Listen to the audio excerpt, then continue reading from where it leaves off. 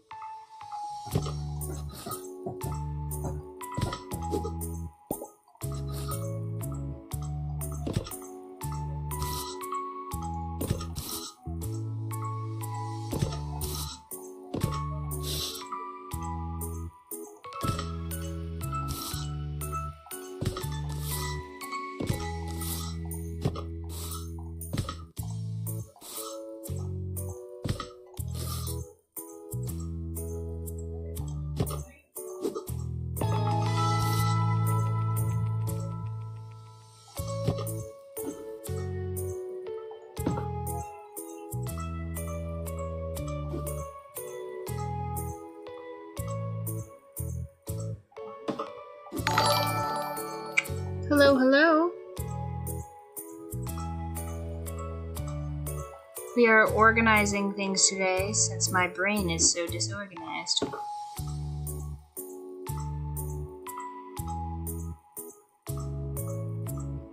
It's not letting me open YouTube also, so I'm not sure what's going on with the YouTube chat. Maybe we...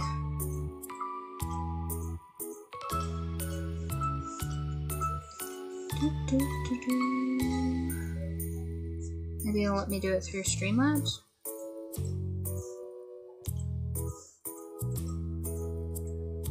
Oh, there we go.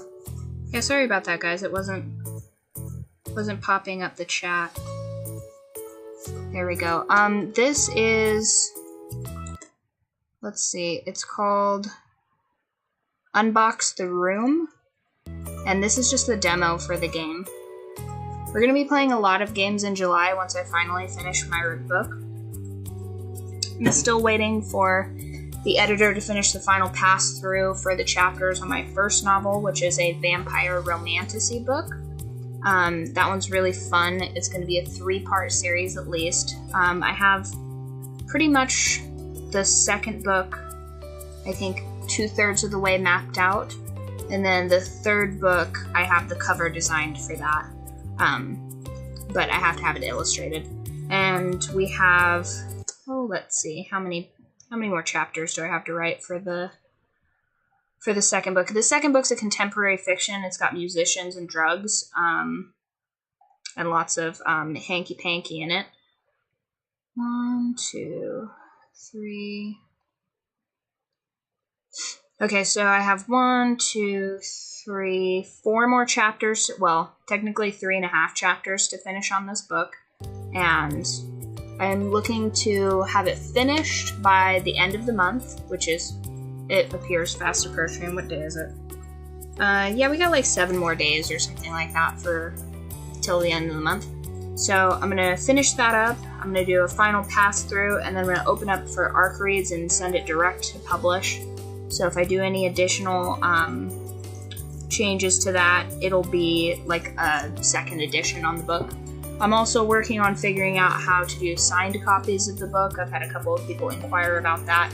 I don't really know how to sell a signed copy of the book yet, but I will figure that out. I think I have to sell those directly through a website though. Because otherwise I would just be making like a digital signed copy, which might be cool. But I think when people, like, correct me if I'm wrong, but I think when people want, hold on, is it like super dark in here? 1 second. You guys can see, right? Maybe turn the brightness on this up just a touch. Is that better? I think usually when people want like a signed copy, they want like a physical copy, right? Like, correct me if I'm wrong on that. So I'm gonna send out, I'm gonna for sure publish the digital one. Nice. Yeah, I don't know what the deal is with the YouTube chat. It's not syncing for me. I'm not sure what the deal is with that. Can somebody type like a number 3 in chat so I can see if it's synced up on here? Because it's not, I don't see that it's populating on here. Can we get number 3s in the chat? Figure out if this thing is properly calibrated. I'm not sure what its deal is.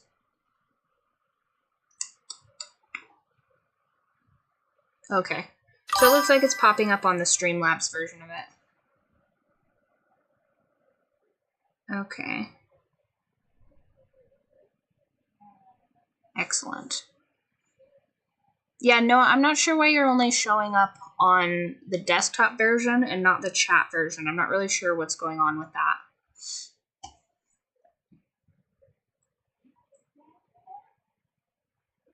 Or do you have two usernames? Is that what's going on? I don't think you have 2 usernames. Sorry, I'm not very tech savvy. But anyhow, so mainly I'm just advertising on YouTube. If you're on YouTube right now, you're on my kind of dinking around YouTube. This is a link to the actual correct YouTube, and I've also put a link in the YouTube, as well as at the end of the live stream, I think there's like a little video card that plays on the screen that says, you made it, welcome. And that takes you to the correct YouTube. So this is just kind of a dinking around YouTube I'm using to live stream because YouTube's being really particular for no reason.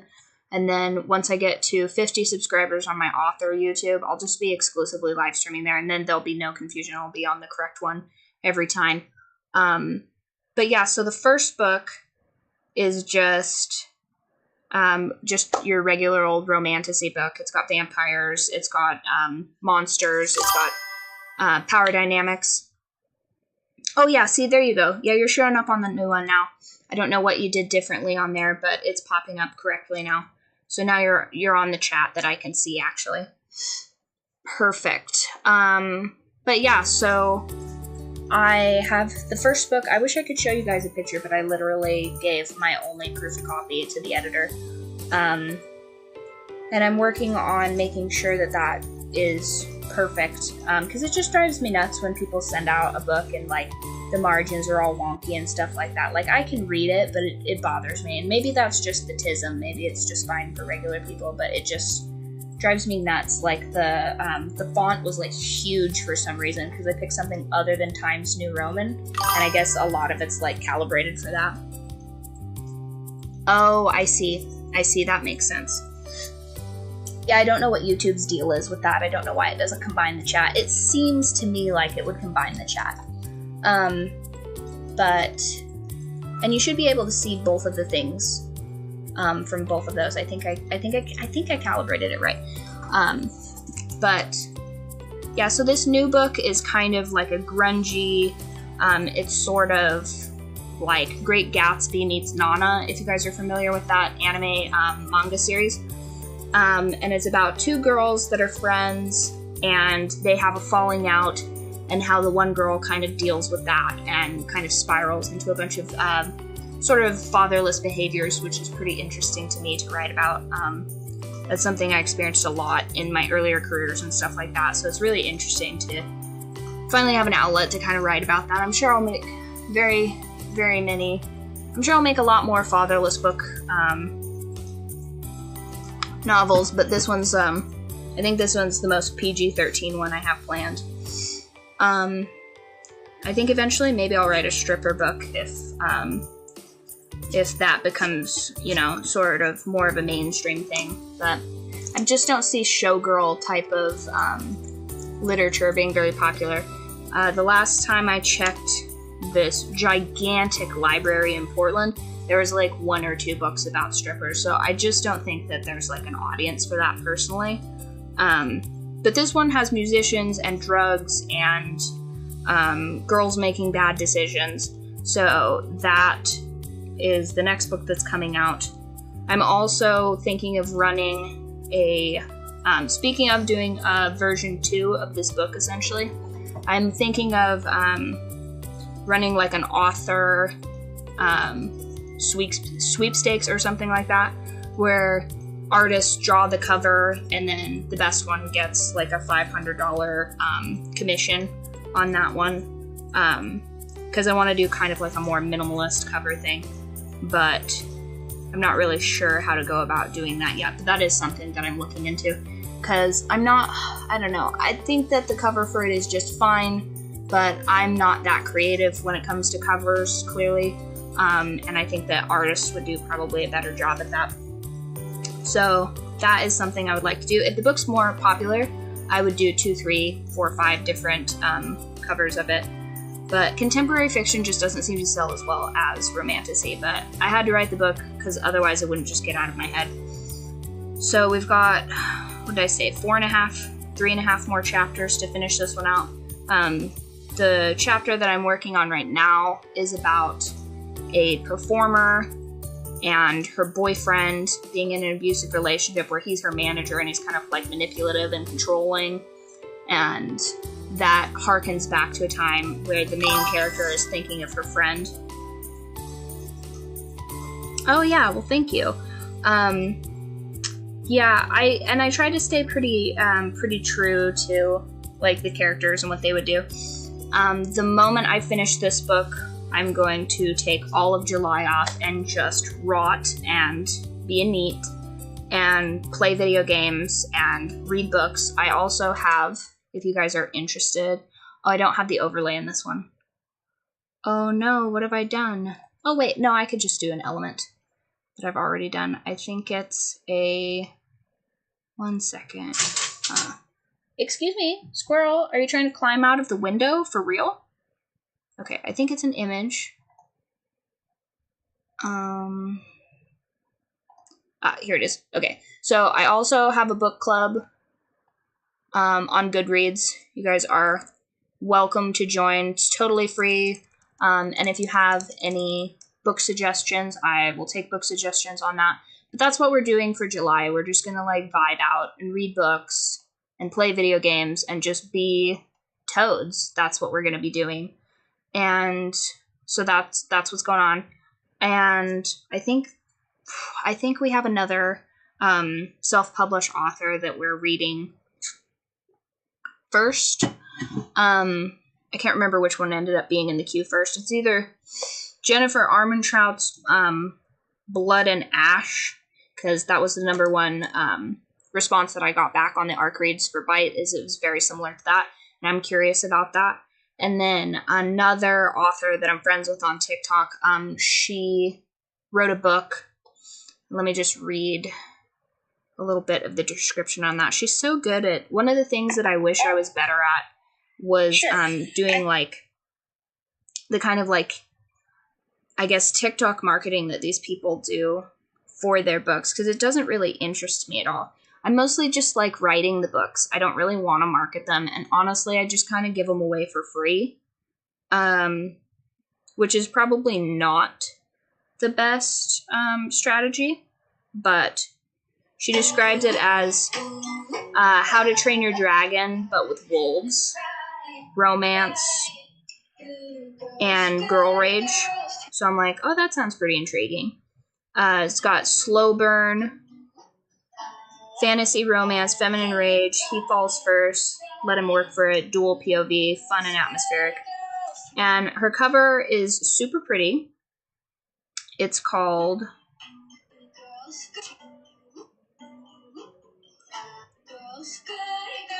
Feed Me to the Wolves by D. Burns. And I'm pretty excited to read that. That's definitely gone into the book club. That's either going to be the first book or the second book, either way. And then what I'd like to do with the book club books is I'll make a video of my review of the book club books on the author YouTube. So make sure you're following the author YouTube if you want to hear my honest opinion of the books we're reading.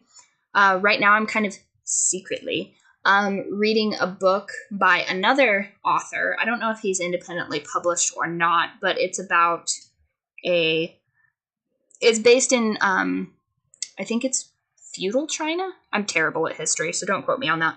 But it's based in like back in the day, like Ronin times, China. And it's a girl that is fleeing the pleasure districts with a legendary swordsman. And is kind of giving Samurai Champloo vibes a little bit. I'm about a third of the way in the book. I like it so far, but I'll probably do a review on his as well.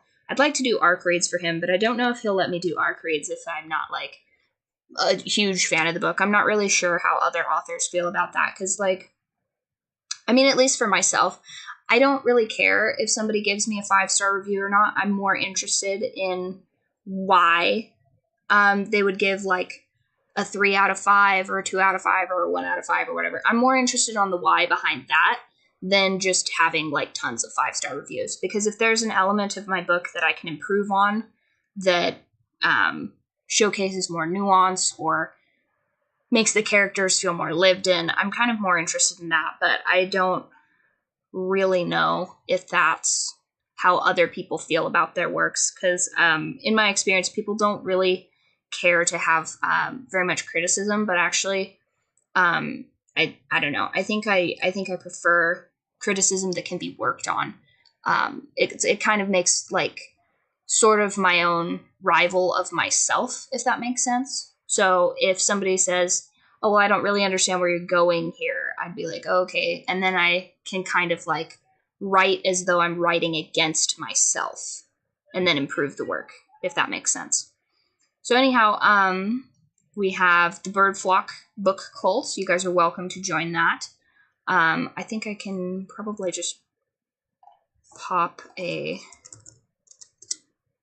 link in there for you guys.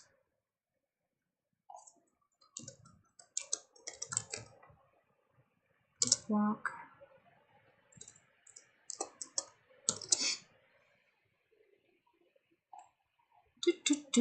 Bird Flock Book Club. Share this. I think it's just that. I think that's how you find it. Cool. Yep, so if you guys want to be part of the book club, go ahead and go on there. I think my goal is to try and find books that are in all 3 different formats, paperback, ebook, and audiobook. That way you guys can all listen however you like. Because, for example, very rarely do I have any time to just sit with a physical book, although I really do enjoy that, especially if I'm traveling. But I tend to go more audiobook just so that I can listen to it while I'm out and about or while I'm driving. And then I also really like to, if I can, tandem read that with an ebook as well. So if possible, I'm going to try and make my books in the future, if I am able to do audiobooks on them. Again, not really sure how to do that process, but I'd like to do them in like a bundle where you get both of them or all 3 of them if you want. Because I think that that's probably the best way to enjoy that. Like, you should be able to purchase it separately, but I think if you buy it, you should get it in all 3. And I think that used to be a thing, didn't it? Like, maybe like 2010s or something like that. Maybe that's just because that's like sort of like when the ebook craze was going on. But I thought that you used to be able to get a paperback book and then like register that you own the paperback, and then you would get the ebook as well. Like, should anything happen to your like paperback book or whatever, you could still read your book because you own the right to read that book after purchasing it, you know. But yeah, so I think that that's probably a pretty good recap of what we've been up to. So let's get to turning our brains off a little bit and just sort of unboxing the room. How about? Oh no, I have to listen to people's opinions? Oh, my nightmare. Place dumpling and sashimi next to each other. I like it when they're together.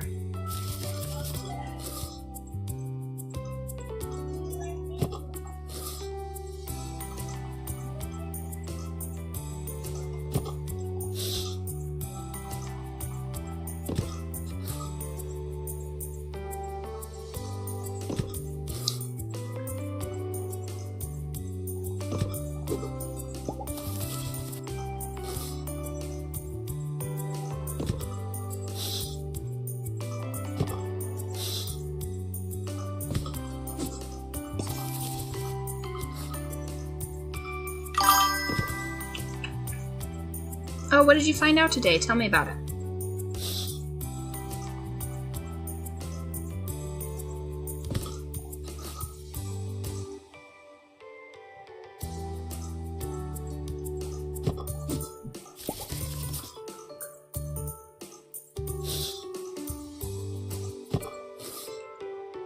These are not the final resting places for these books. I just want to... Oh, cute.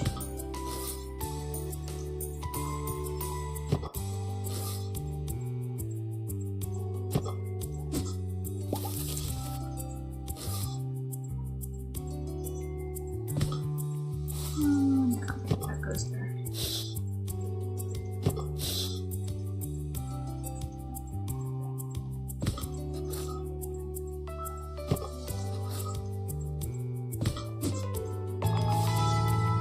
Oh, it's a poster. I see. It's like, is this, okay.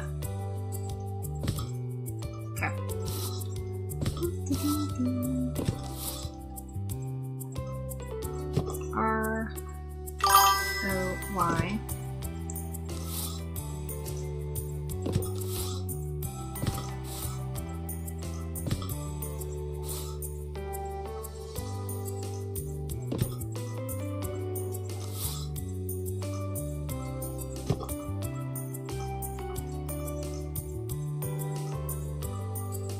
That's crazy. Yeah, I have this theory that there used to be a lot less dumb people because life was so much more difficult, and life has become so easy by comparison that it's essentially created like an unusually large population of people that can't like tie their own shoes. Oh, no, actually, I want to put that in there. And perhaps that there. What do you guys think about this room? I don't know. It feels a little too busy in this corner. I feel like maybe this should go here, like, oh, like they're getting ready to go to school. Yeah. So that they don't forget it. Like, that should be there. I think that that's, yeah, there we go. This is how I would probably set up my room. I think, yeah. Thank you. This is actually a lot more cathartic than I thought it was going to be. I was not prepared for this to be as fun. And this is just a demo. I love that they're doing more like demos. Is this like a box, or is this like a nightstand? Maybe this is a nightstand. Oh crap, did this person ask for something? Uh-oh. Oh no!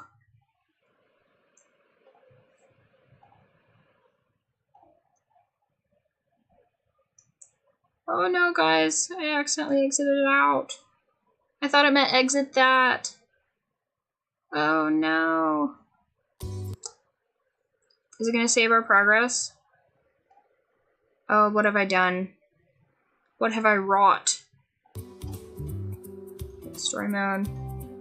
Hey, so speaking of, it's giving me an option right here to use Discord over my games and stuff, so I'm gonna just like shoot you guys a Discord link as well.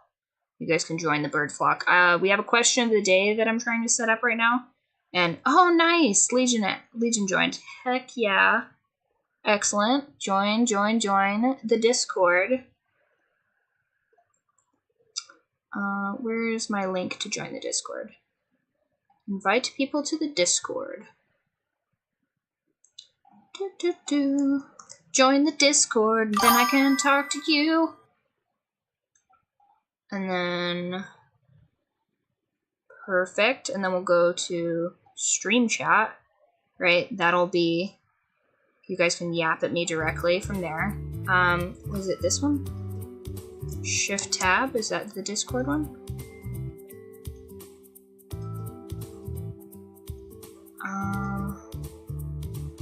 Settings, chat,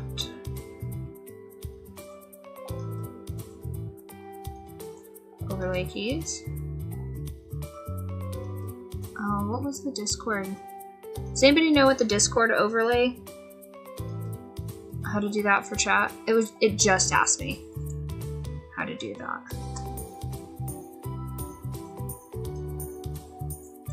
One sec. Figure out how to do that real quick. Because then you guys can talk to me and it'll just show me while I'm gaming. Discord overlay hotkey. Shift and then a little squiggle. Shift squiggle? Heck yeah. Settings.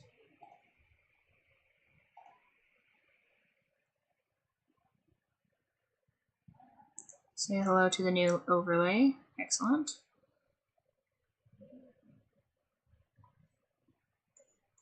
Okay.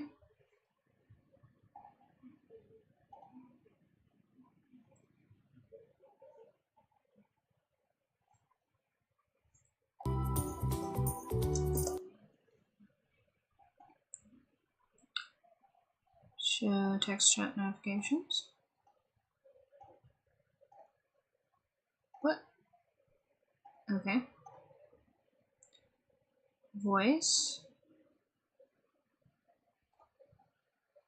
Show. Show window in game. Show.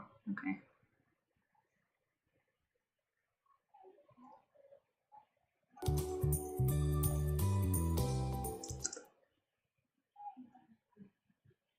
Okay. Boxes, don't worry, unpack them. Oh, okay. Okay, so she didn't have any instructions for me. Interesting. What's in here? Essential oils. Tiny panda.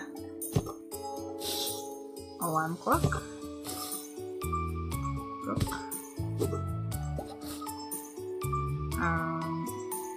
Plant. Well, I like the plants on the windows, but it doesn't appear that I can put it on the window there. Adorable kitty cat. Excellent. Wow. Okay, that is bordering on too many plushies. Better not be another plushie coming out of here. This seems like a two-pillow house. Is it not a two-pillow house? It's gonna make me look foolish. Are you in a Discord call? I don't think so. Did it put me in a call?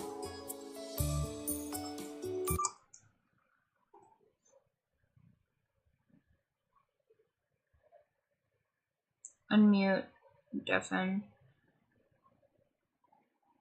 Weird. Am I somewhere?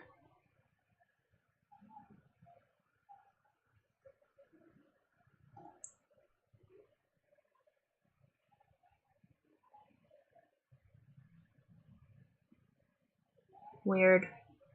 Okay, now I can hear. Would it double up my voice if I have voice on here? I'm gonna be honest, I'm not totally sure how Discord works. Okay. Poster of space. Where did I put the other book? Book. Tissue box. Yeah, I knew it. I knew it was a double pillow. There we go. No, I can't hear anything. Fuzzy slippers. Obviously go next to the bed.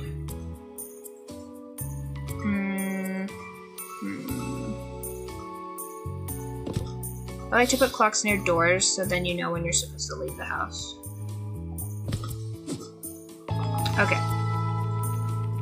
Yeah, but this is, first of all, obviously the kitty cat should go here. And then the penguin should go here. And then the teddy should go right there. Welcomingly so. Yeah, essential oils should go. Oh, so I can put things on this windowsill. It just won't let me put the plant there. Whoop. Okay, that goes there. Essential oils on the window. Plant here.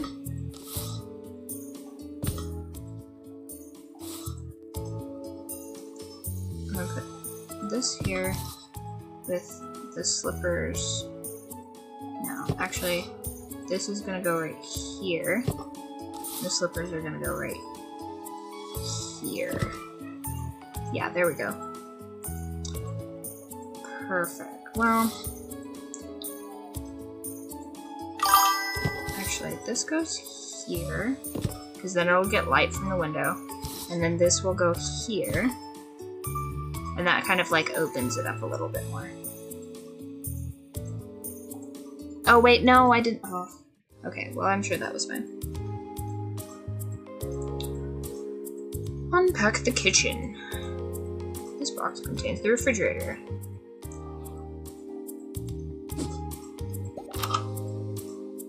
Yep.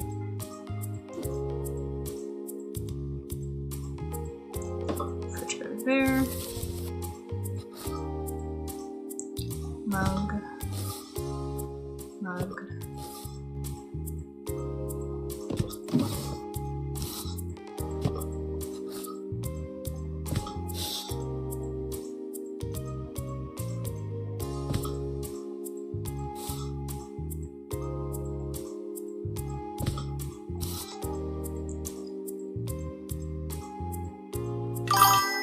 Nope. Here we go. Yeah, I can't hear anything yet. Oh my gosh. Is that not where that goes? It's not gonna allow me to put fork, knife, spoon in the drawer. Oh my gosh. Are you serious? Okay.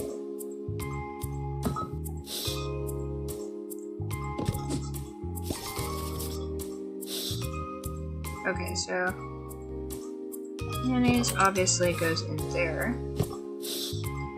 Mustard. Okay. Hot sauce. Where's that tomato?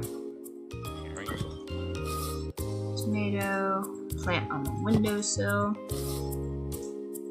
Bowl. Bowl. Or do the bowl stack. The bowl stack. Toaster.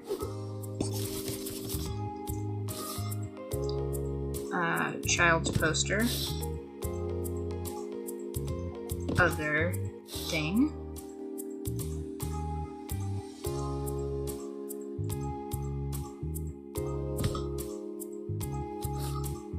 Crockery. Glass. Glass. Glass. 3 glasses? Insanity. 2 cups, 3 glasses. Kind of a sociopath. Designed this. Okay, so those go there. I guess that'll go like that. Insane. Close that. I guess there's nothing in the icebox. Weird. Okay, so 2 forks for some reason.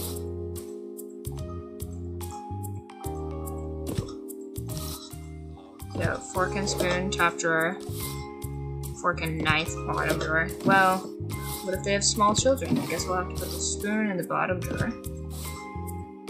Knife in the top drawer. I guess. And then the... What? The crockery does not go... Oh.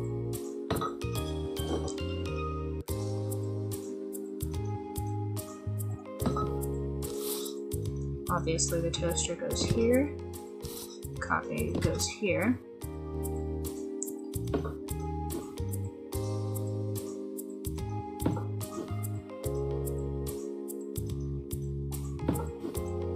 Oh, it doesn't have Sims logic where it'll just move everything for you.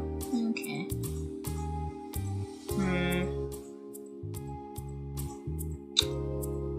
Probably under the window then.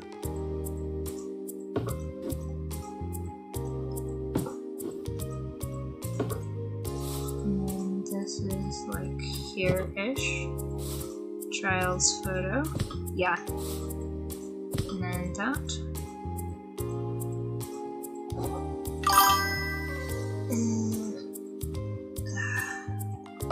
This kitchen is hellish. Kitchen is absolutely not the vibe.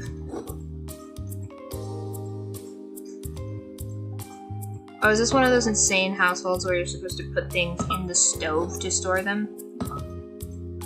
I've never had so many roommates melt a cutting board as when the whole, like, store something in a stove business is going on.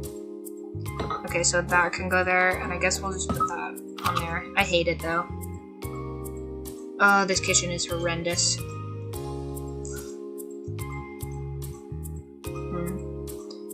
But realistically, like, this door should swing elsewise, because when you're coming through there, this, like, would just hit you in the face.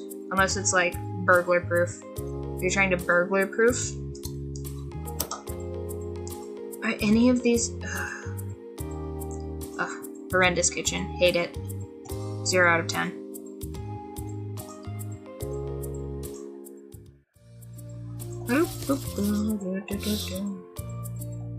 So that's a towel. Towel. Soap.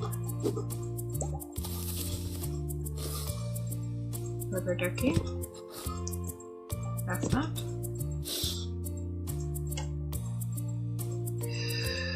Toothbrush. Shower loofah.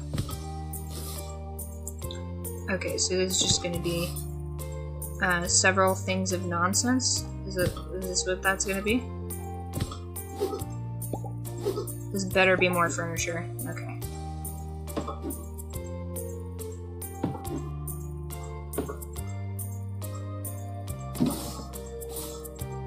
Towel. Towel.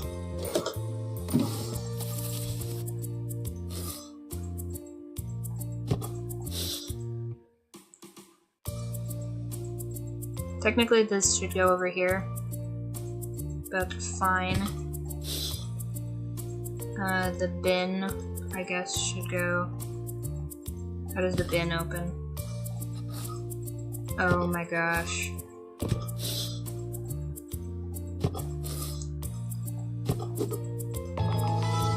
Ah, this is the worst.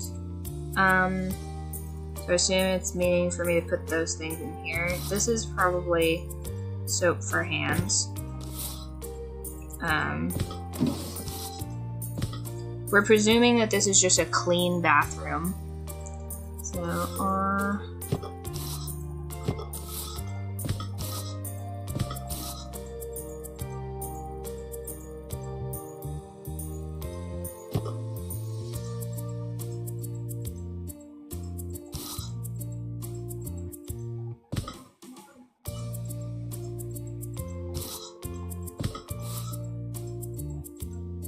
it can fit 2 of these? Oh, okay.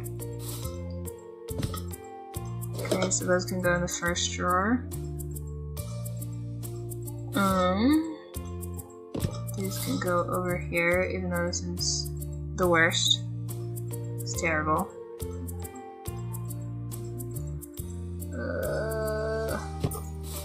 Maybe this game isn't going to be a stress reliever, guys.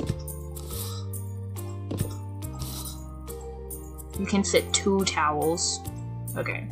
Well then, we're going to color code the towels with what's up here, so that'll be up there.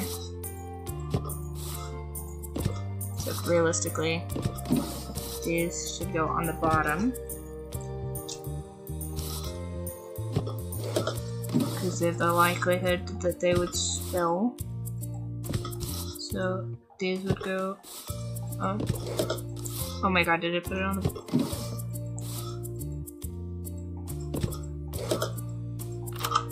And see, you wouldn't store these.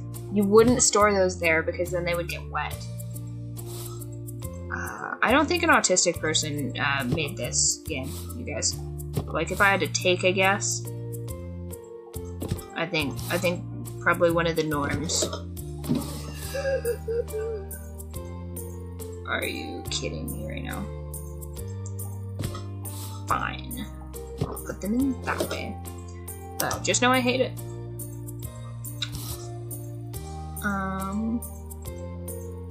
Yeah, I guess that's how you do it.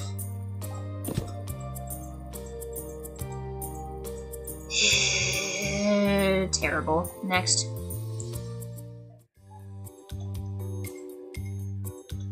Two rooms at once. As soon as you're done furnishing one room, move on to the next. Keep in mind objects can be moved from room to room if necessary.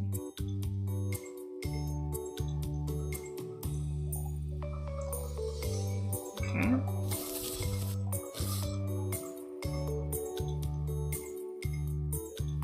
I assume that this is a computer.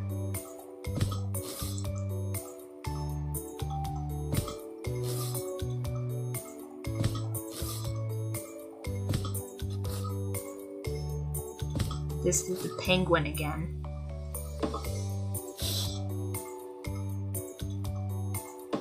That looks like a black-capped chickadee.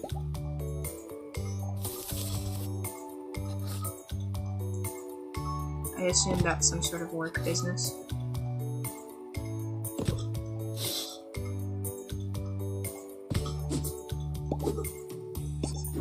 Oh, nice. Chair.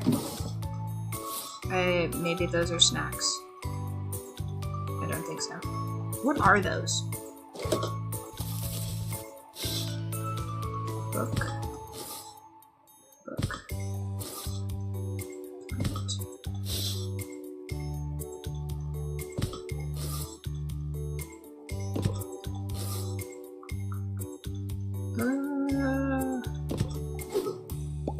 Okay.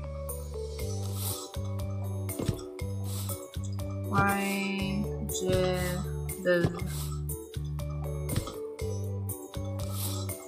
It seems as though we need... Oh, is that a pillow, maybe? Important to stay hydrated. Or are those binoculars? Oh, I see.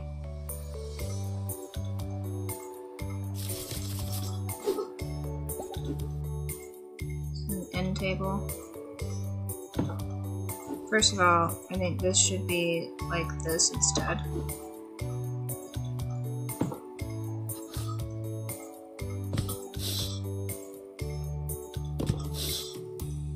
What is with all of these plushies?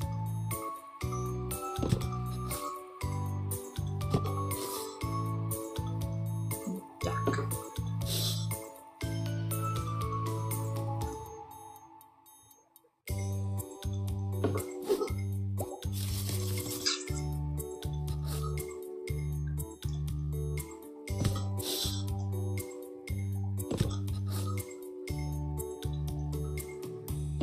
Hi, squirrel.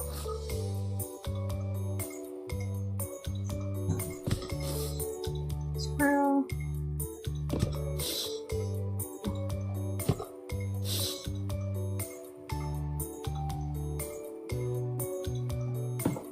So, I think we should put the waterfowl over here. And then the... Okay. Squirrel. Oh, this guy is real big on birds, you do. Okay, so it's gonna go there.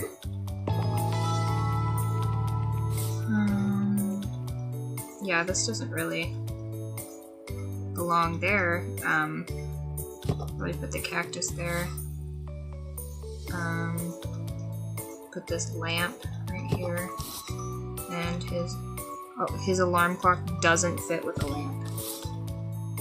Well, that lamp is pretty well useless then.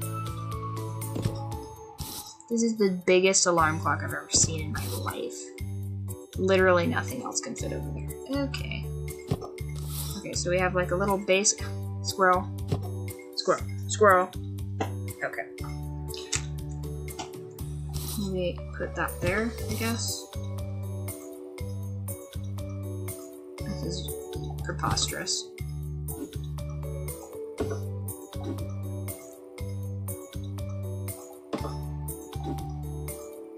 Now let's see, this is a corvid, probably should go there.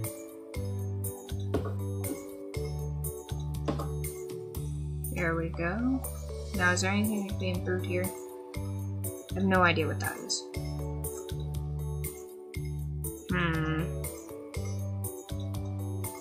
Yes, yes, you're very nice, Squirrel. Let's maybe put, the corvid right here. It's a good place for it. And then that frees this up a little bit to do this. There we go. That's a little bit better.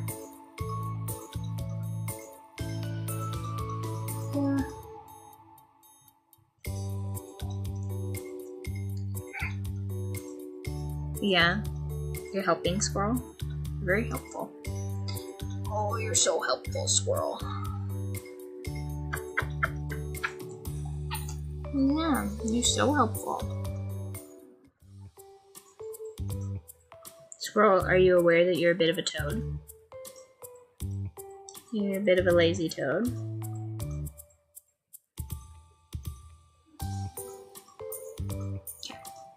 Note that some objects are in moving chart, including furniture.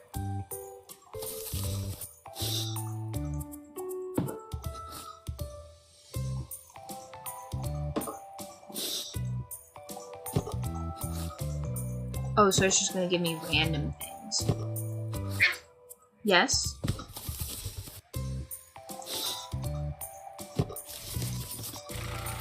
I see.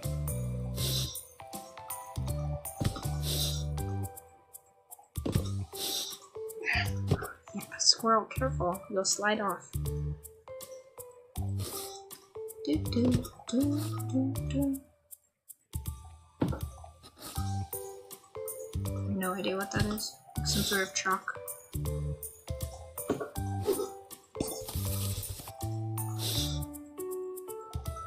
Again, I assume those are pillows of some nature.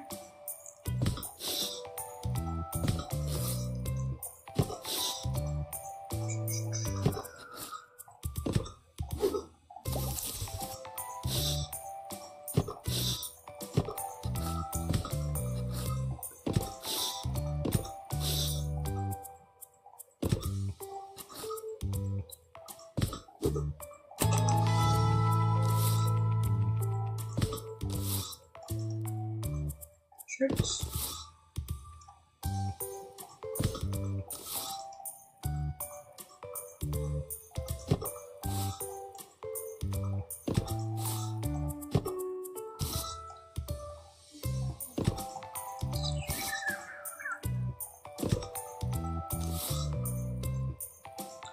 Do, do, do, do, do.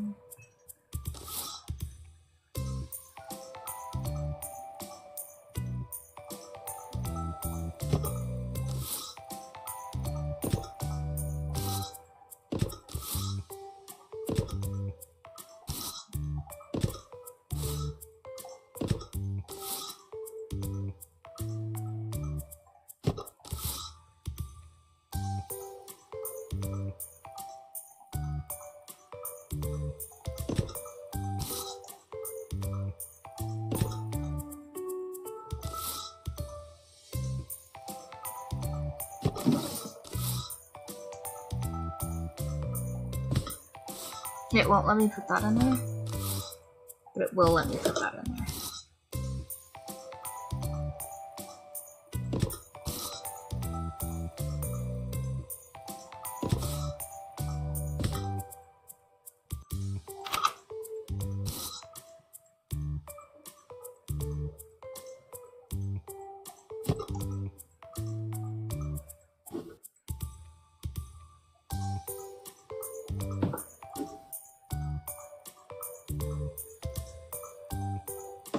Weird. Do, do, do, do.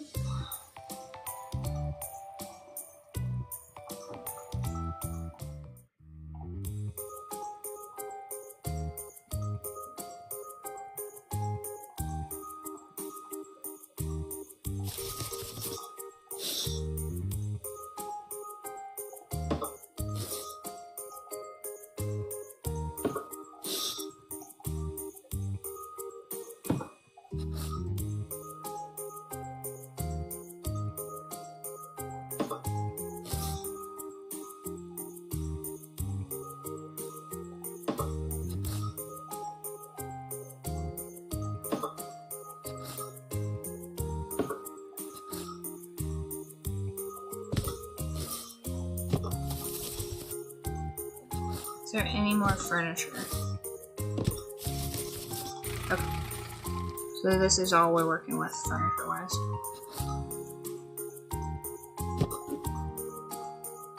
Is this a box? Nope, that's just an end table. Pig. Cat. No, the cat should always be on the couch.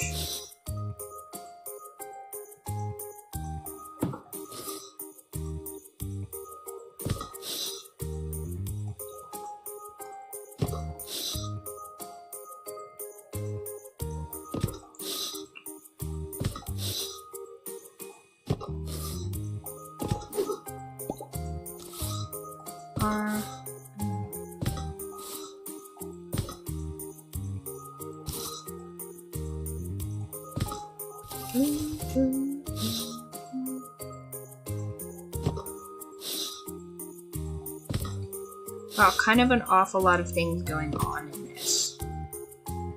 Is that a Roomba? I think that's a Roomba. Oh, we do love a plant in the window.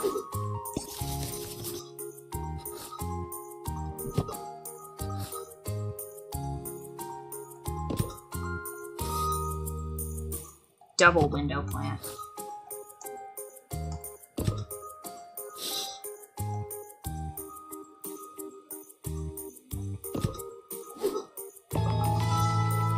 Okay, so this goes here.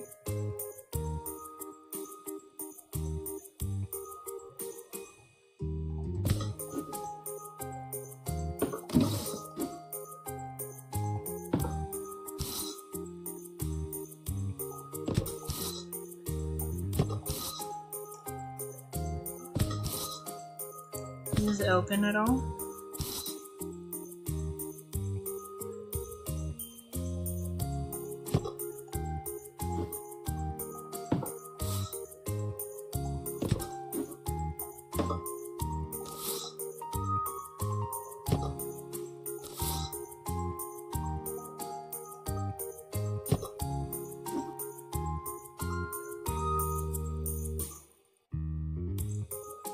Okay, so the Roomba lives here. These books live there.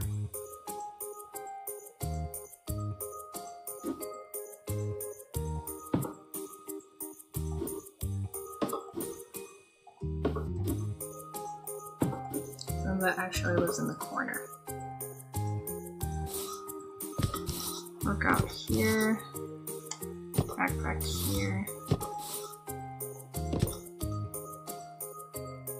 Yeah, I think that's pretty much good. There's nowhere for this excess of plushies to go. I wish there was like a shelf right here. That'd be perfect. Oh, my legs are so sore. I just got back into doing my squats and stuff. I am slowly but surely working back through physical therapy to not be weak as shit all the time.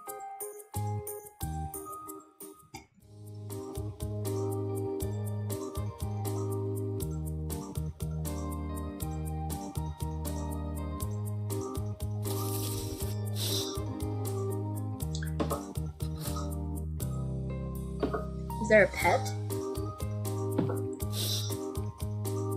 Is there a pet in this?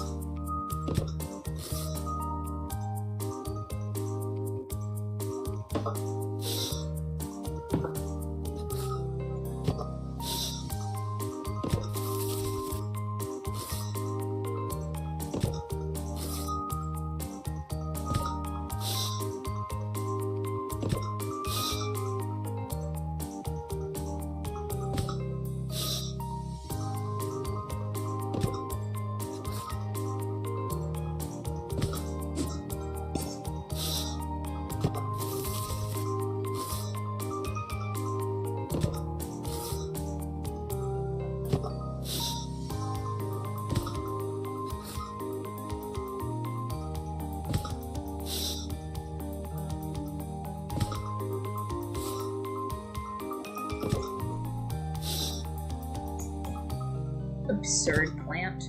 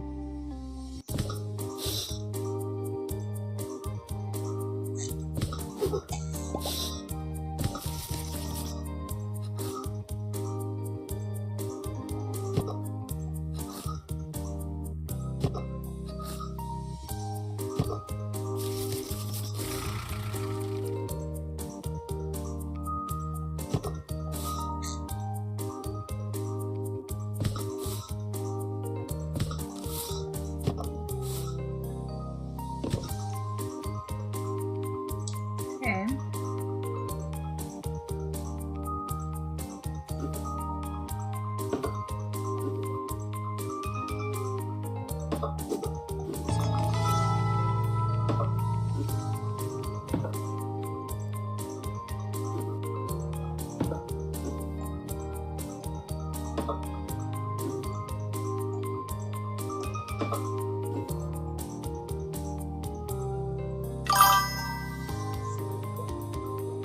Hello, hello. You're arranging furniture.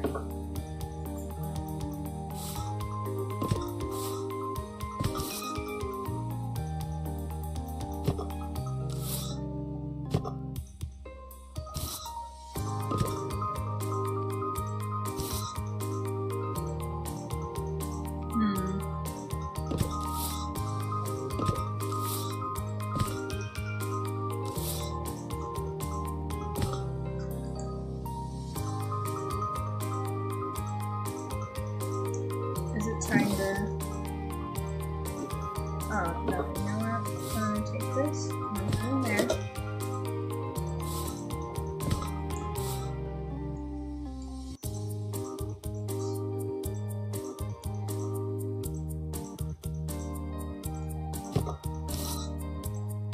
Up there.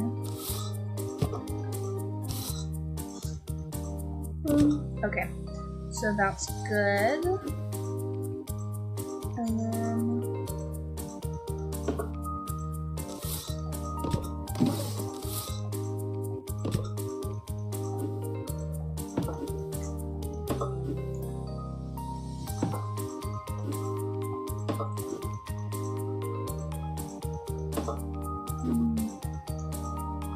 no, because we want to have that in the corner, that there, this here.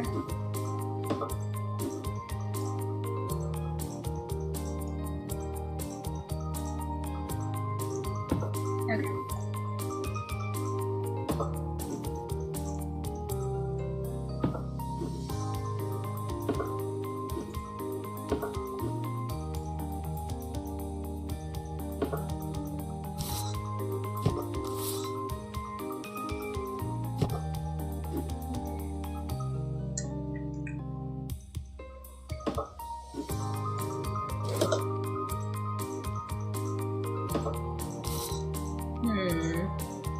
No, that's not quite it.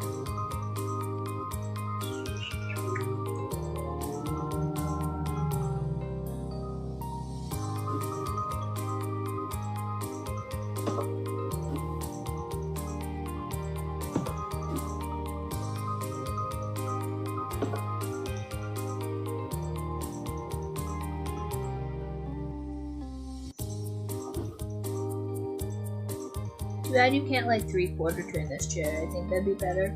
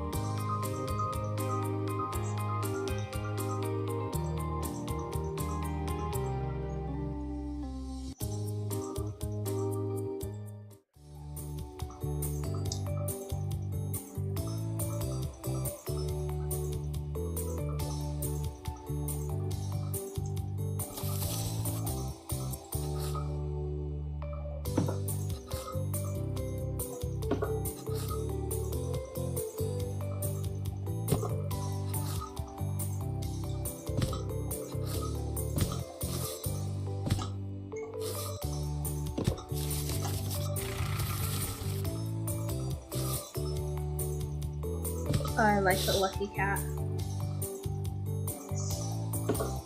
I have a lot of purple in this room, not a real big fan of that.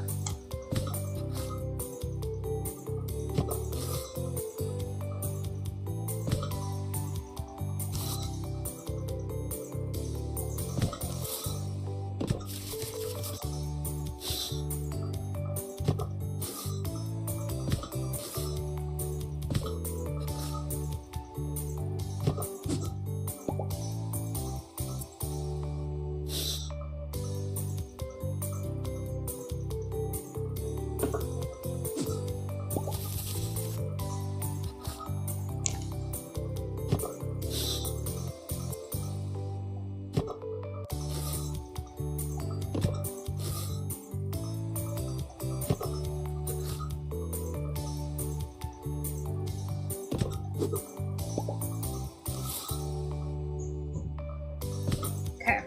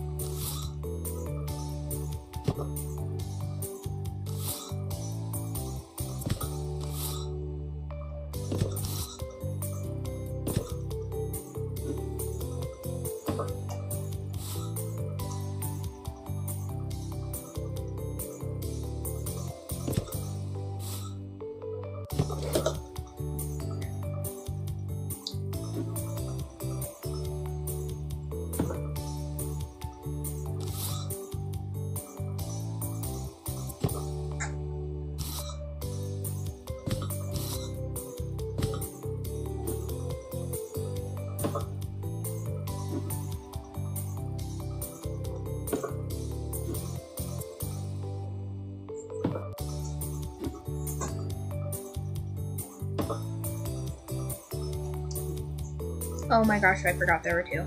Oops. Forgot there were two rooms.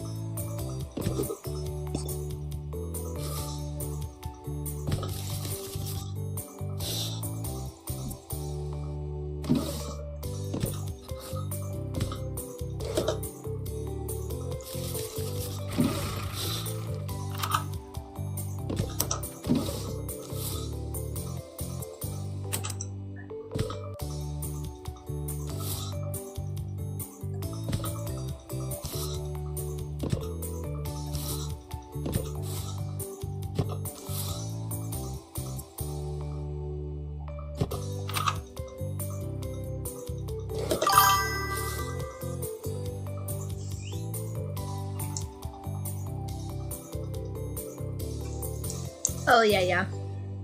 Yeah, I'm not really sure what the deal is with Discord. I'm probably gonna just, disconnect from Discord, because, I mean, you guys are streaming anyway. Is that soap or something?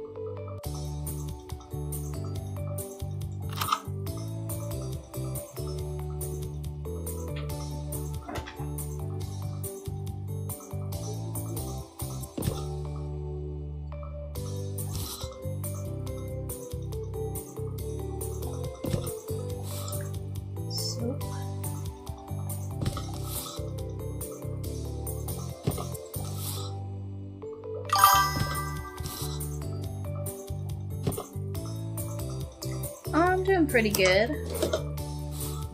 Low energy day. I got a lot of writing done. I think that's shampoo and conditioner.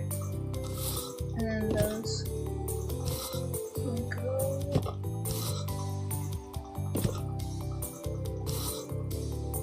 in there.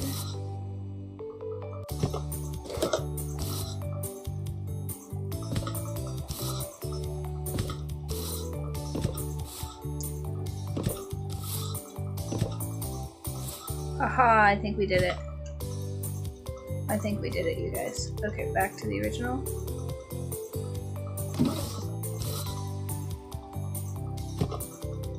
Yeah, I think that's everything. This is kind of cluttery, but they kind of almost need more. Oh, hold on. Will it let me put those in there?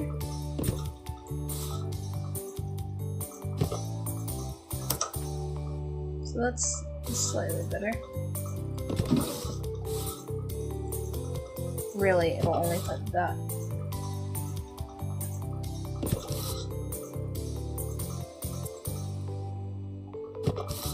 I have no idea what that is.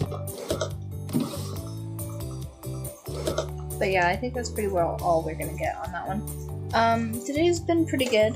I'm super low energy though, so I figured we'd do something that is a little bit more stimulating than just watching me zone out. Dun, dun. And to wish us. That was actually pretty fun.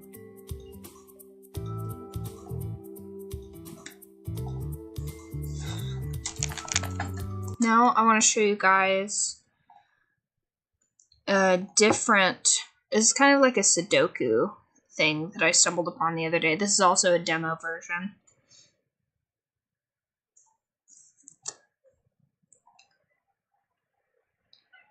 Yeah, hi squirrel. Squeak Ross demo.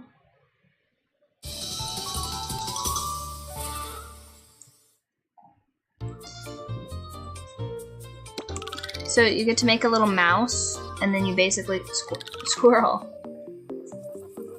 You can't just be behind me. Come here. You can't just be behind me. Come here. Do you want to play the mouse game with mommy? Yeah. Okay. So this is like this is a little room. So you start off, and you have not that one. So you start off, and you're unlocking these little furniture items, and then the second part of it is that you unlock different color palettes for these furniture items. So like, let's do the chair. And the demo has quite a bit of stuff. So this is gonna have 5 things. And this is gonna have 2.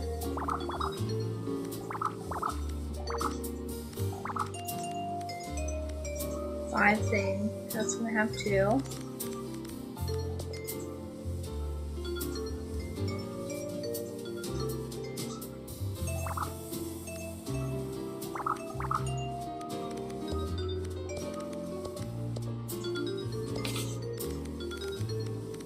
Kind of like that, basically. Except I don't think that those are correct.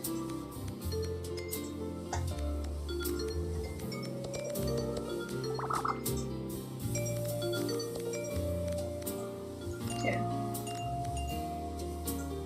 7.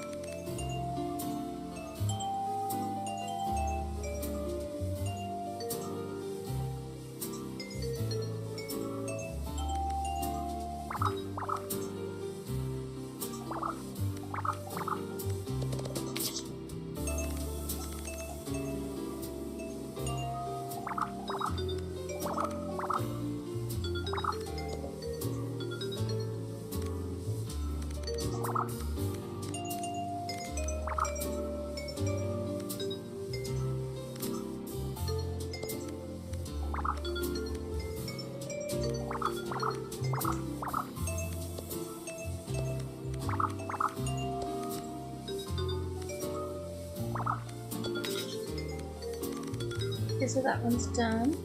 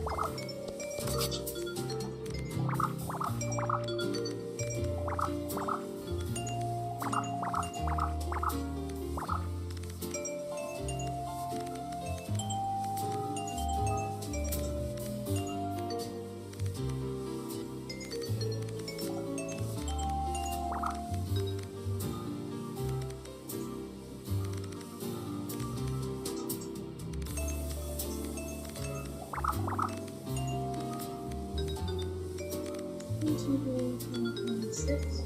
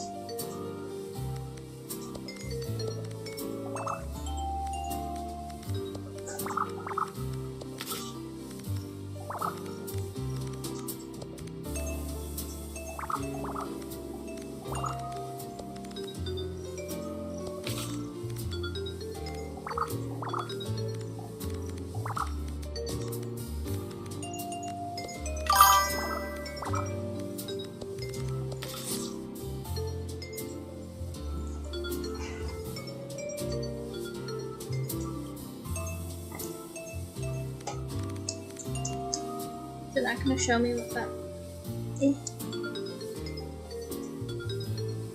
Oh, tab. Oh, so this game is basically like kind of Sudoku, sort of. So, you're trying to extrapolate from these numbers where there would be cheeses. So basically, it would be like, so the bottom screen, right, the very, very bottom, it has a 2 and a 5, so it means that there's a grouping of 2 and then a grouping of 5, and that's all that's on that line.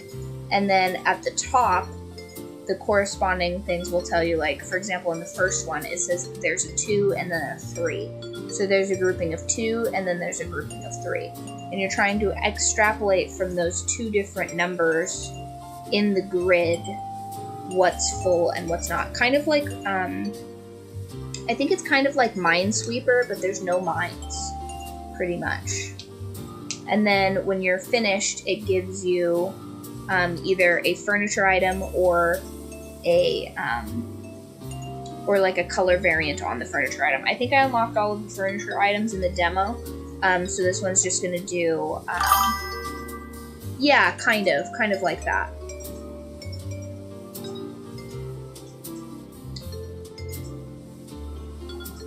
There's the demo.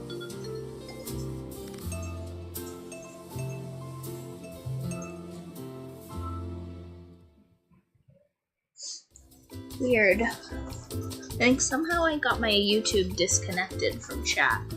Streamlabs is really dropping the ball on, like, chat, essentially. 2, 3. And it'll give you errors at the top if you've done it wrong. So like,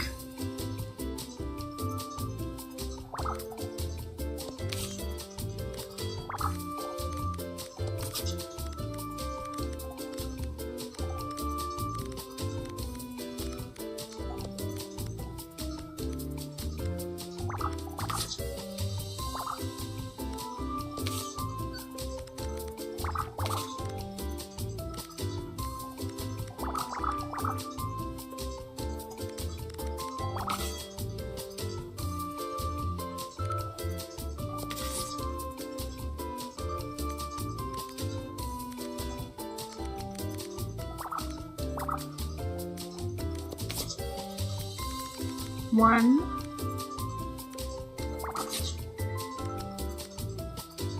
two,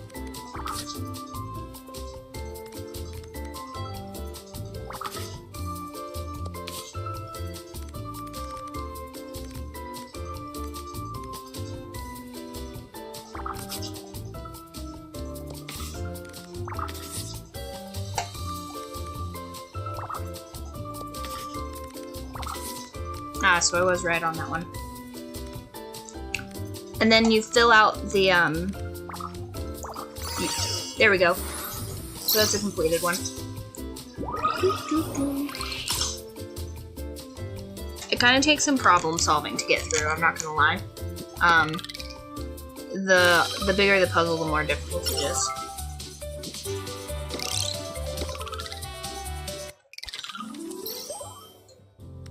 Like, this one's gonna be a real bitch.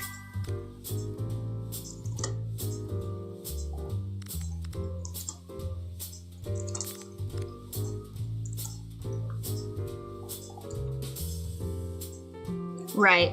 And the demo is free, so if you're inclined to these sorts of puzzle games, I highly recommend it. Plus, you get to design this adorable little mouse. And then, like, let's exit out of this. Escape. Yes. Let's go back to, house. So, when you complete the puzzle, you get these little furniture items, so now we can change the color of this.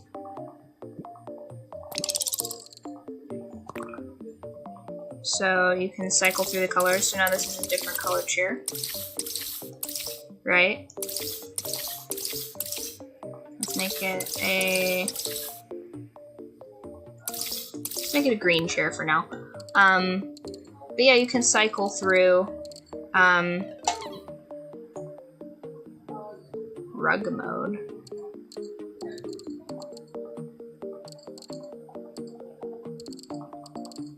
Not sure what rug mode is yet. But you can interact with stuff. So the little mouse will do things. But look how cute the little mouse is. You get to name your little mouse. Right, it's so cute. And you can, they made like, see, this is Miso, this is a little mouse that I made. And you can give it little hats. You win little hats. You can make Ratatouille if you want. You can make a more, you can make a crazier looking mouse, but I chose to do cute little mouse. See? Cute little mouse. Right? And honestly, like, I wouldn't say it's like nearly as frustrating of a puzzle game as I initially anticipated it being. But like, these bigger puzzles are definitely a thinker.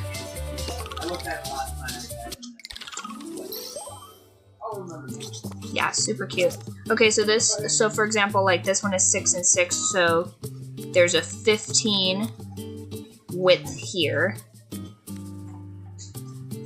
It's possible that this is a 4 and this is a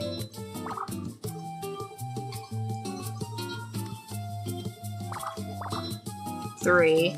Like, it's possible that this is how that goes. And then that would make this 1, 2, 3, 4, 5, 6. And then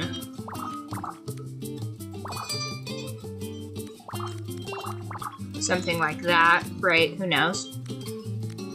But then this has a 3, so you would assume that maybe something like that. This only has 1, so it's probably here. 2, 3. Nope, it's not there. So 1, 2, 3.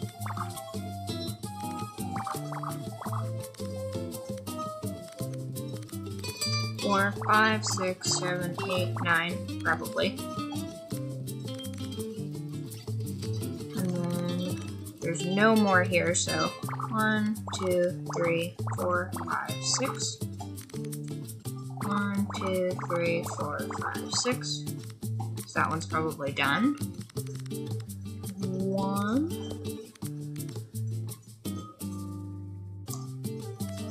It's not that.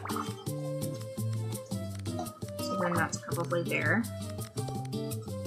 1.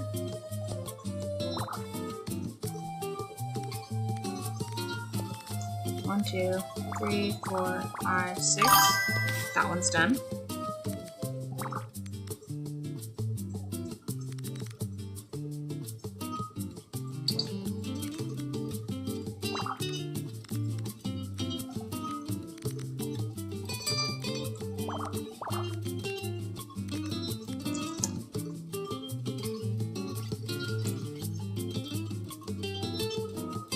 No, you can do that. So, like, I did that with a couple of them. So you're going, like, you can do an additional, or you can do a subtraction. There's not, like, an amount of moves you can do. Maybe in the paid version there's an amount of moves you can do, but I wouldn't imagine that that would be the case. So you're filling it in, and then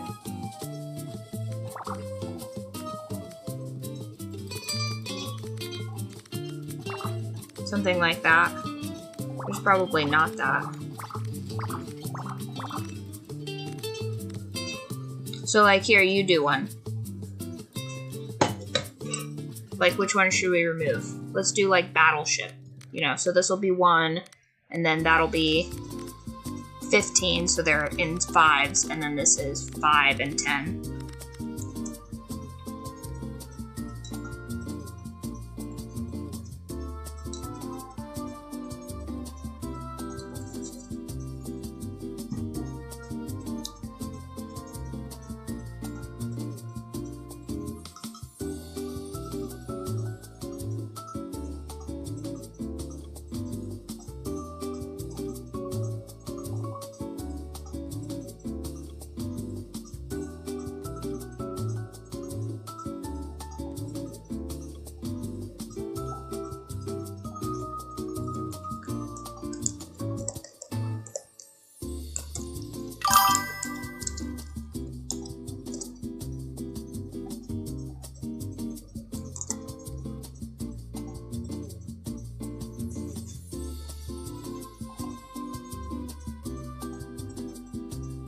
First column?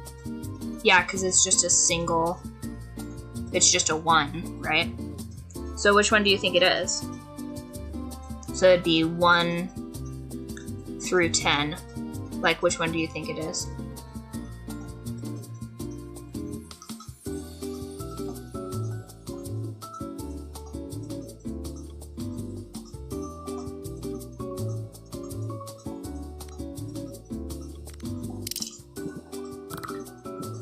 Maybe I can make this windowed.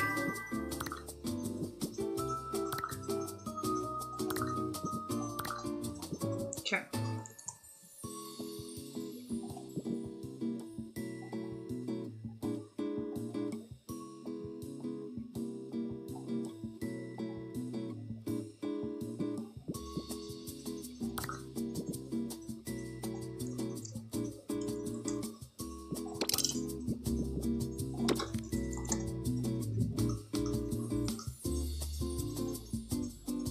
Start from the left corner. Left corner is either a 6 or a 7.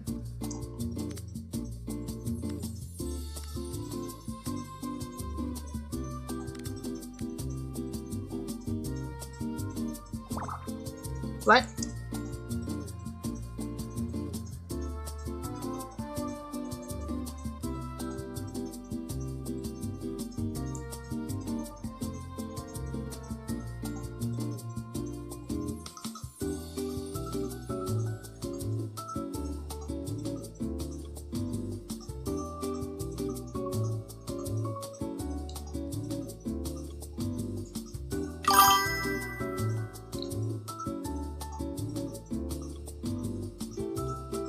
Yeah, so the row would be 15 and then the column would be 10.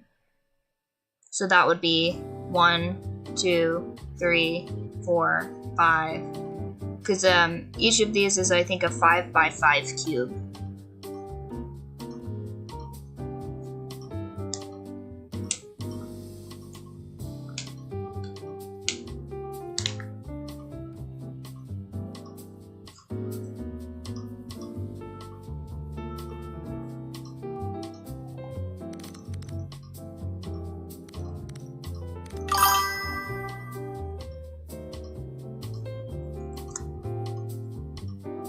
Put a 7 flank cheese and leave 1 block empty, and then a 6 cheese.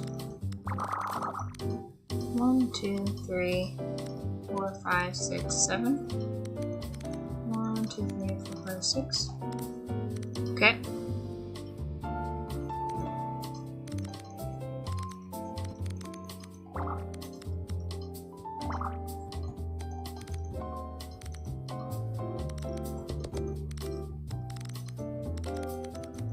Oh, it might be 1 more cheese.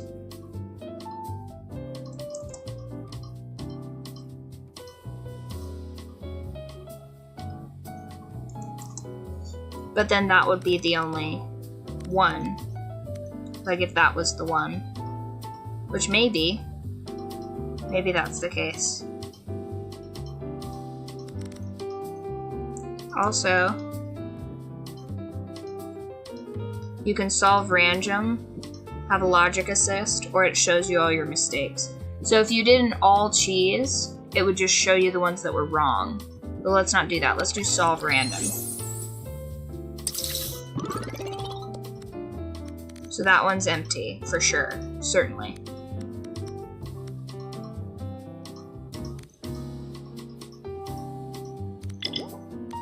Three, 4, 5, 6. 2, 3.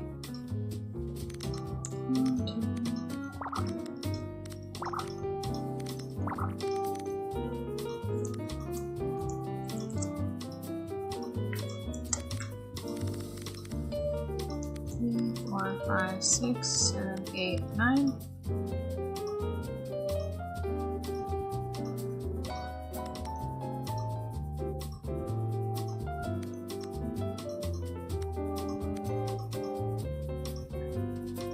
What's 15 divided by 2? That's like 7. So 1, 2, 3, 5, 6, 7. 3.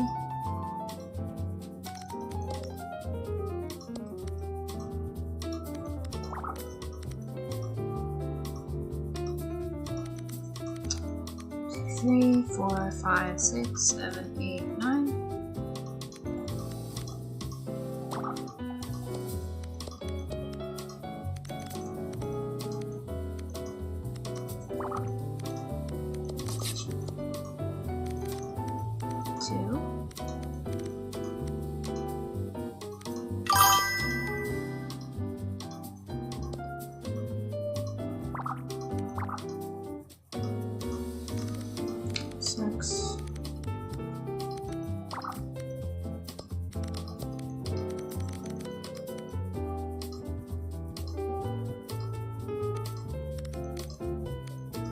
Sort of gotta be there, right?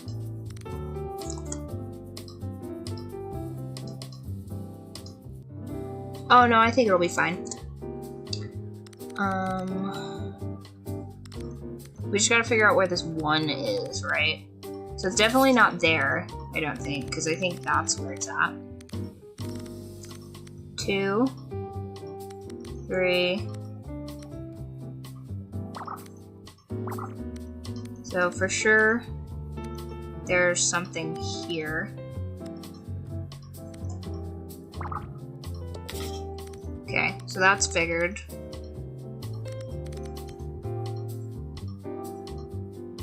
Two.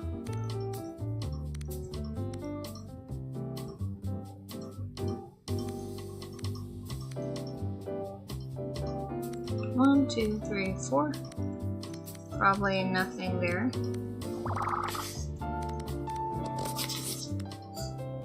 One, 2, 3, 4.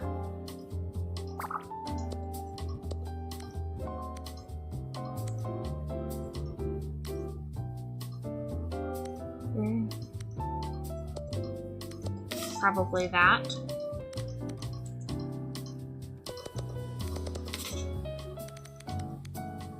Oh wait, that was the one that was for sure fixed.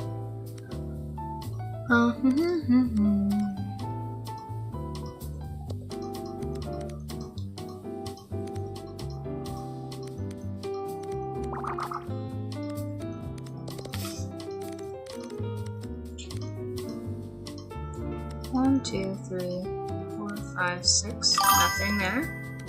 2, 3, 4, 5, 6. Okay, that one's probably done. 1, 2, 3, 4, 5, 6. Nothing there.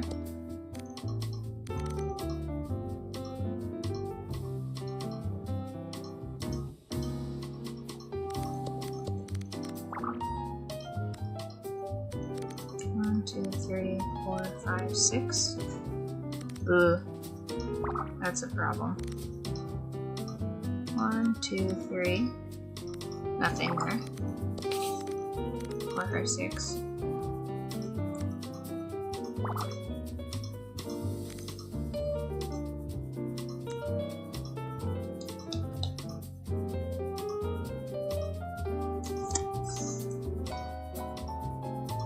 Oh yeah, they put a lot of work into it. Let's solve another random.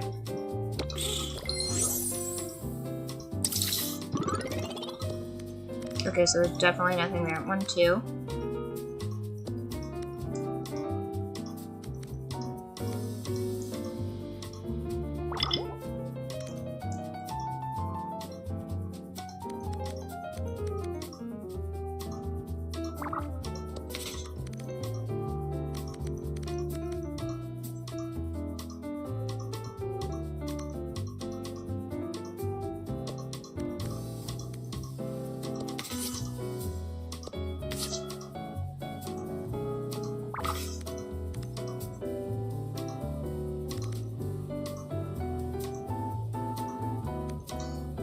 Hmm. 2.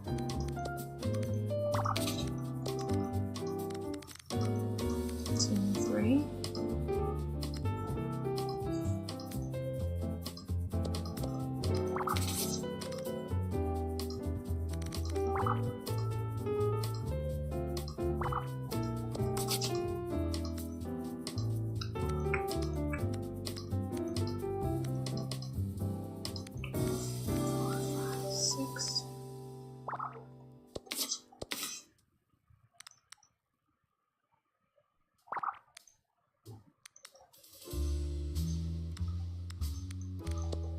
One, 2, 3, 4, 5.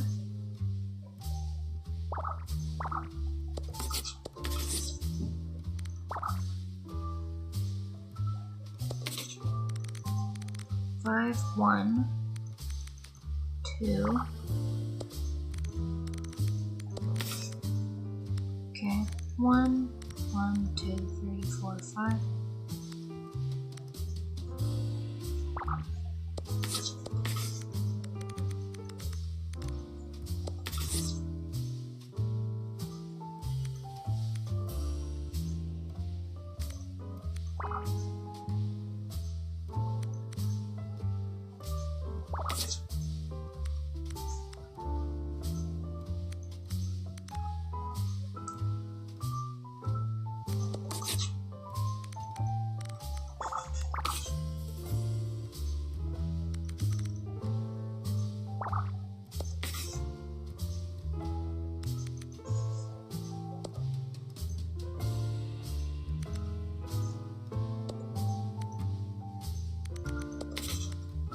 Okay. 6. 1, 2. Okay, but this one is wrong somewhere. Right, halfway there. So what if it was this one? Not this. Yes, this. No, because that's there.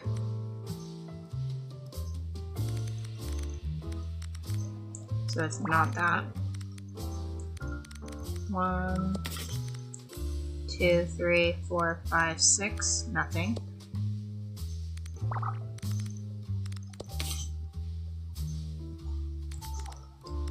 1, 2, 3, 4, 5, 6. Nothing.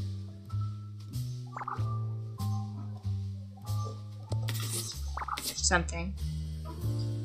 3, 4, 5. Nothing. Okay. 2. Nothing. Nothing. Yay, we did it! We did it.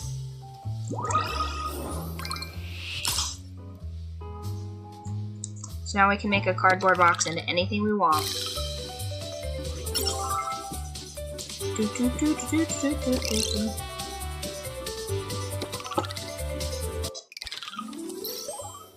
Crazy.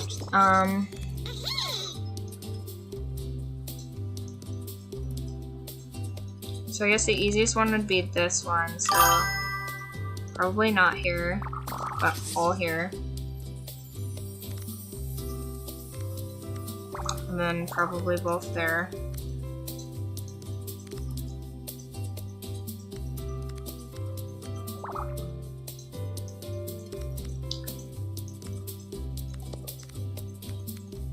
One, 2, 3, 4, 5, 6, 7, 8, 9. Nothing. Probably something there. Don't know about here or not. Not unsure. That one's probably the last of that.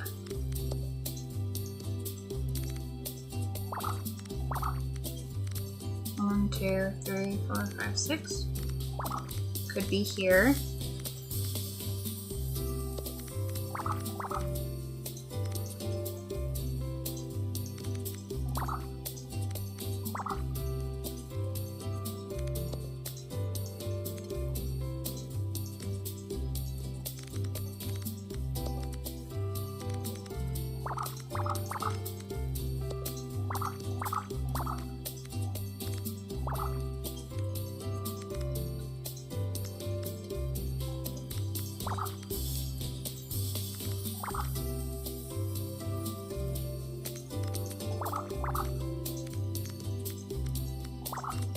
Okay.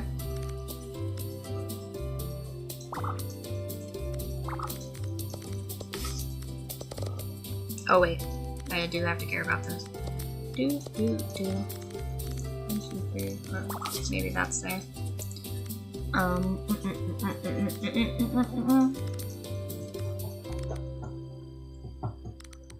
1, 2, 3, 4, 5.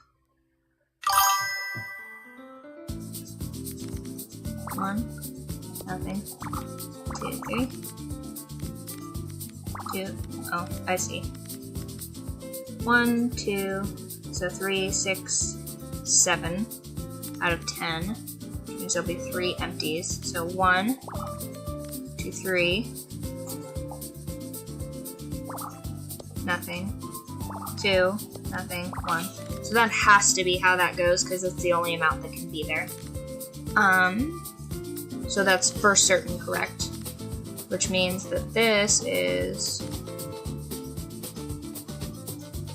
2, 3, which means that must be that way, which is also impossible.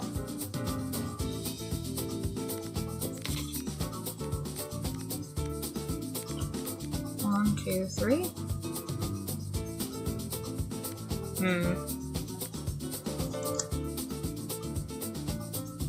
Let me see. No, but it does make a little noise.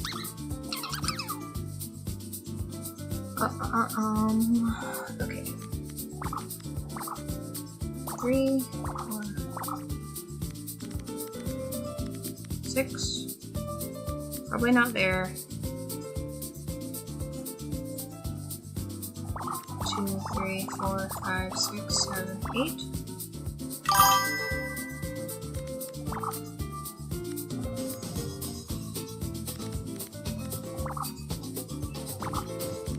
Two.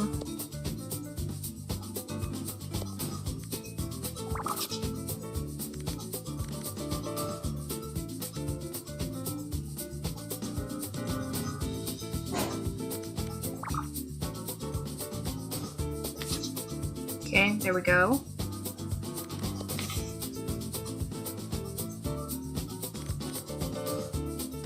Two, 3, 4, 5, 6, 7.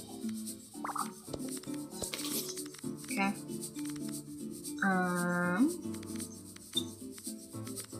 Gotta figure out this one. Random. Hopefully it's down here somewhere. Okay. So that's probably the 3. 1, 2. Nothing. 1. Not there. Maybe 1. Right there.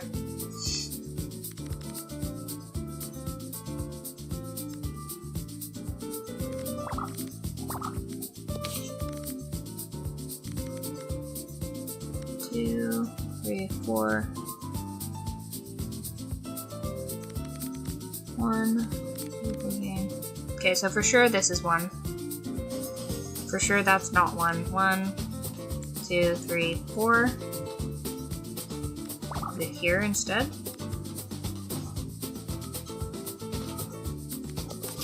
Yeah, that appears to solve the problem. Okay. 1, 2, 3. Probably not that. Maybe it's that. No, it's not that. 1, 2, 3, 4, 5, 6, 7, 8, 9. Has to be there. 3. 1, 2, 3. Nothing. 1. 2, 3, 4, 5. Nothing there. Do the numbers get strict if the arrangement is correct, or if you just need the condition?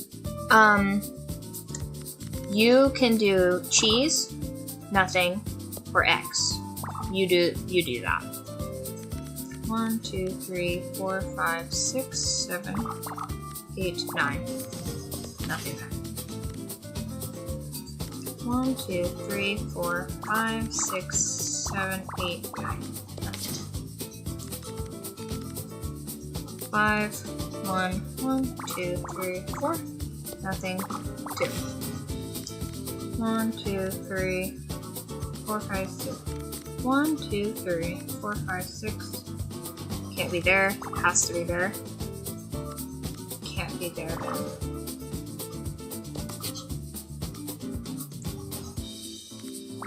Must be there. Might not be there. Okay.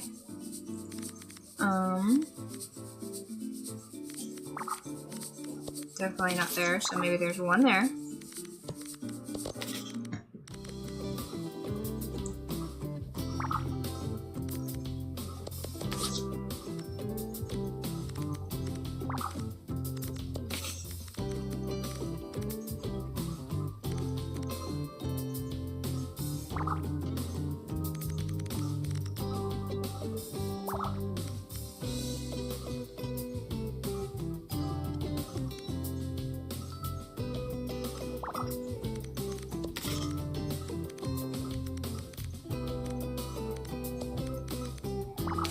Three.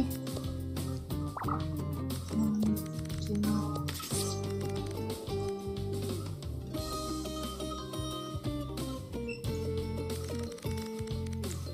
2, 9, 1.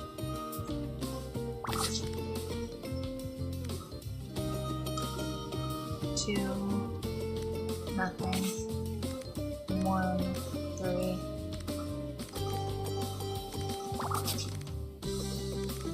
1,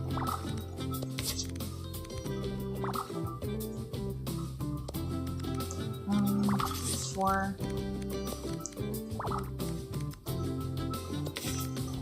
Yay, we did it! It's all about the logic puzzles. So then let's try that on.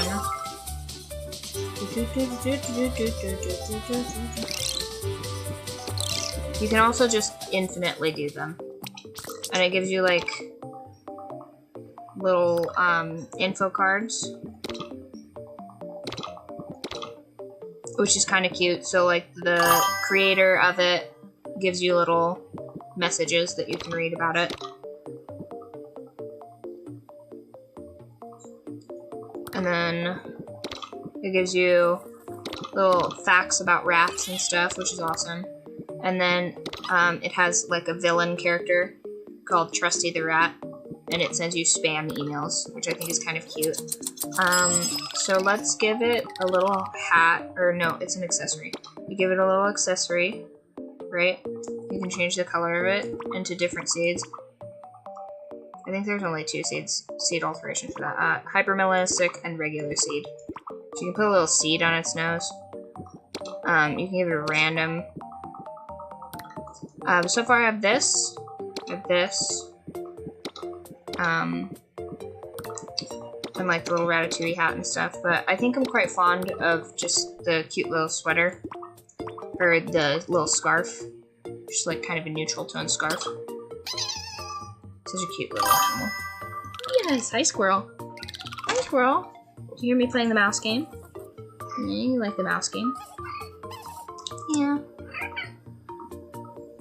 My favorite rat fact is that you can teach them to pull little wagons. I think that's pretty cute. They're pretty intelligent compared to, say, like mice. So you can teach them things. They like to be tickled.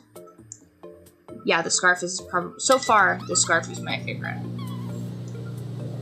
I learned kind of a lot of facts about rats specifically because of, there's like a Jordan Peterson lecture that I reference a lot about rats, and it's about larger and smaller rats and their play dynamic. And basically is that, basically the difference in size means that if the larger rat doesn't let the smaller rat win in their little wrestling games, at least 30% of the time, then the little rat will stop playing with it. So it's an important behavioral note that if you have a distinct advantage at something and you want to be well received, if you don't allow for some element of like kind of like I guess a handicap in like golf or whatever for that person playing with you, then they won't play with you. So if you're like kind of a dork know-it-all and you're playing trivia and stuff like that, if you like insist on winning and being right all the time, people won't want to play with you, which you can observe even down to like, you know, an intelligent rodent species. I mean, we've even noticed that in our cats. So for example, when our cats were very small, I have 3 sets of twins, essentially. I don't know how it ended up working out that way, but it did. So the 2 orange boys, there is a larger, longer boy, and his name is Fatty, and his brother, that was not intentional. It just kind of is the name that stuck. Yeah, I think it's similar to the Rat Utopia one, but it's more so about play dynamics. It might have been in the same lecture as the Rat Utopia one. But I sent that into a bunch of game devs because I was like, hey, this is part of the reason why League of Legends is kind of ass. Because if I'm not winning at least 30% of my games, I will just rage quit, and that's just kind of like the threshold for human tolerance for losses. I mean, just like by and large, like if you have to pick a number, that's probably a good one to pick. So anyway, circling back to cats and rats. So our cats, we have a small calico, and that's Squirrel. And we have a small orange and cream boy. And if my larger orange and cream boy wants to play with either of his smaller siblings, he has to let them win at least a third of the time or they won't play with him. And his sister's quite competitive and she wants to win every time. And so they don't play very well because he wants to best her and she refuses to lose. So he doesn't really want to play with her, and so their brother ends up being kind of like the catchweight, where he will play with his smaller sister and his larger brother because he just wants to play in general. He doesn't care if he wins, loses, or draws, he just wants to play. And so he is behaviorally more valuable in a play setting because he doesn't care if he wins or loses, he just wants to play. Whereas the larger orange boy, if he doesn't win at least 50% of the time, roughly, he gets his feelings hurt and then stomps away. And the smaller female, if she doesn't win, she actually will act like she's hurt so that her brother gets disciplined. Typical little sister behavior. She'll just be like, ow, he's hurting me, he bit me. And then we'll break them up and be like, hey, that's not very nice, be nice to your sister. And so then he's also having a negative time doing that. Whereas when he plays with his smaller brother, he knows to not... Yeah, I know, I didn't intend for them to be, twins, and I didn't intend to have quite so many of them. But I can, so I will. So, basically, A, B, and C. So, like, cat A is quite large, cat C is quite small, cat B is in the middle, and he is the best player. So he can play with A and C. I should just, honestly, a lot of these kinds of things would be solved if I just had like a great big whiteboard. That's in the workings in the future. In my office, I will have a great big whiteboard, and on one side it will be all of the book stuff in kind of like a crime lab, like a crime board dynamic, so you guys can see all of the plots. And then on the other side will be me explaining abstract concepts so that you guys can follow along the TISM train, and then that's how we'll do it. But basically, the long and short of it is if the cats aren't willing to lose so that the person, or rather the cat that they're playing with, can win, then they're less desirable as a playmate. And so, for example, our gray tabby, she doesn't want to lose or play at all, so no one wants to play with her, and she just lounges around and is essentially kind of like a grandma cat. So she's relegated herself off to just being by herself, and no one plays with her because she doesn't play fair, and she's kind of a mean little bully. But she does play with her twin, who also does not want to play at all, but it's also probably a larger commentary on personalities and why some of them are regarded as antisocial, you know? Like, I think type A personalities don't like to lose, so they're probably less desirable in, say, like, an academic situation or, like, an athletic situation, because they're very,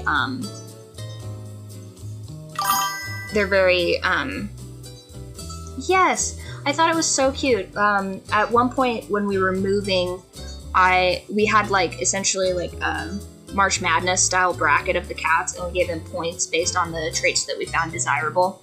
And it ended up, we ended up with one of each of the twins. And so then the other 3 twins we sent to my grandmother's house, or I guess my grandmother-in-law. It's, the family tree is odd. So they went back to essentially their ancestral home, because originally we were just going to foster them. But then it just, like, I just couldn't do it. Like, the whole, like, twins not being together bit. So then we ended up moving out here. And now, if you can see, I've literally just got the twins just twinning. And they're essentially just, like, joined at the hip. They always have to lay together. They always have to be together. I really felt like the Wicked Witch separating those two. Because, you know, it's crazy. I think that the chicks in my chicken coop that hatch out of the same nest, they click together. These cats are twins. They are stuck together. There's something developmentally. Oh yeah, they're so cute. They're basically just like sort of orange creamsicle classic tabbies. I won't get too into cat colorations because when I was doing vet tech business, hold on, I've got an oddity in Twitch.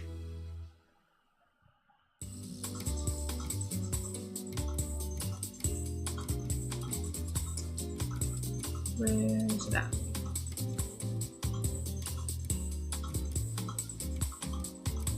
There we go.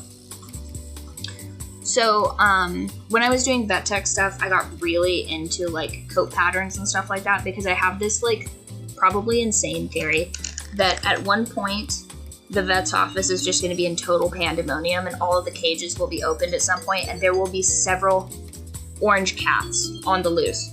So I really took, like, when I was doing the intake forms, I would get, like, really crazy meticulous. Like, I would write it up like, probably like a prison intake form, where it's just like, they have a marking on their neck and on their left clavicle, and they have, like a little, like, spot that looks like a starfish or whatever on their right shoulder, because I was, like, very certain that at some point we would have two cats that were, like, near identical. And at the time we didn't have, like, a photo thing on their intake chart. I'm sure that that's been remedied because it's been, like, a decade hence. But I was certain that we were going to end up with, like, a room full of orange cats and then they would be sent to the wrong place. It's probably because I read, or rather, I watched Spirited Away when I was a kid, and that movie really resonated with me in, like, a bad way. I love the movie, it's very great, but I'm constantly like, oh no, what if there's, like, a changeling situation, and, like, I don't know enough about this animal to, like, differentiate if it's, like, a real or a falsification or not. I don't know, it's probably, like, early onset schizophrenia or something, who knows, but I've always been very, very meticulous about cataloging, like, the animals, or if I was, like, nannying or whatever, I'd be like, this is absolutely what this, like, child looks like, so that I could put it in, like, if someone goes missing or whatever, I could be like, this is the deal, you know? Which is crazy, because I think if you asked me what color shirt I wore today, I don't think I'd be able to tell you. So maybe it's just, like, me filling the gaps in, like, my ADHD brain with probably ultimately useless information, but eventually on the homestead, I will have a binder of each animal and, like, their eccentricities and their coat patterns, so that maybe, I don't know, in the future, if I can clone something, then, like, I could clone it down to, like, the exact replica. Like, if I could have 10 of these, do you think I wouldn't have 10 of these? She's amazing. She's so great. She's such a weird cat, though. Like, of the thousands of cats that I've, like, raised over my lifetime so far, I did used to do TNR. I promise I'm not entirely crazy. But she acts way more like a person that's been cursed by a witch than an actual cat. Like, she chooses things. I feel, like, very certain if I'd got those, like, buttons that you can program words into, she would be able to speak full, complete sentences.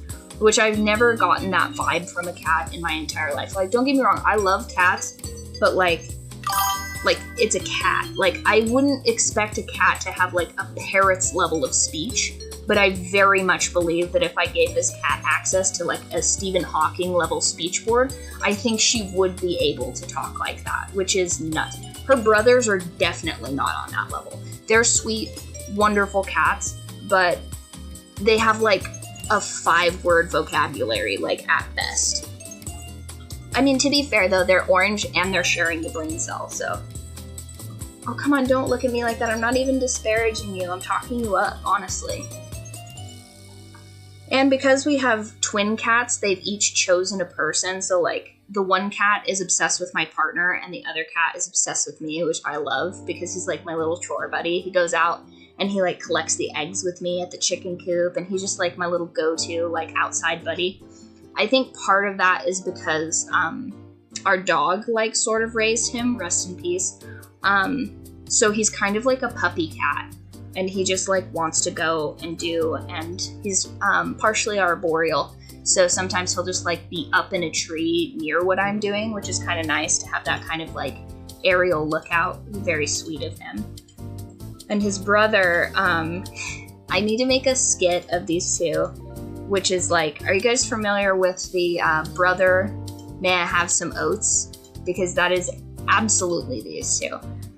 His brother, my shorter, like, stockier orange cat, he is the most food-motivated cat Yes, he's such a good kitty.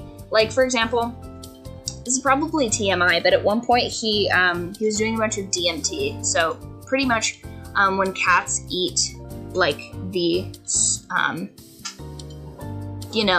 of a rodent, it essentially puts them in like a psychedelic state pretty much. And yeah, and so he was doing that, and then he like dropped weight, and I was like, what are you doing? You can't drop a weight class. Like, your brother's a catch weight, like you guys can just play anyway. And it turns out that he had contracted the forbidden butt rice, and I was like, oh, that's not great. And I took him into the handsome vet, and he's like, oh, he's such a cute little outside kitty. And I was like, oh, that's great, but I don't want him to be an outside kitty. I want him to be a spoiled inside kitty that occasionally ventures outside. And yes. So I've since got him like an industrial size thing of the medicine that would counteract the negative effects of his rodent-based psychedelics. And he still has he's like such a finicky cat already. He's like if I put all of my like bed rotting traits into a cat, unfortunately. And so they were like, oh, well, we might need to do like, oh yeah, that guy's awesome.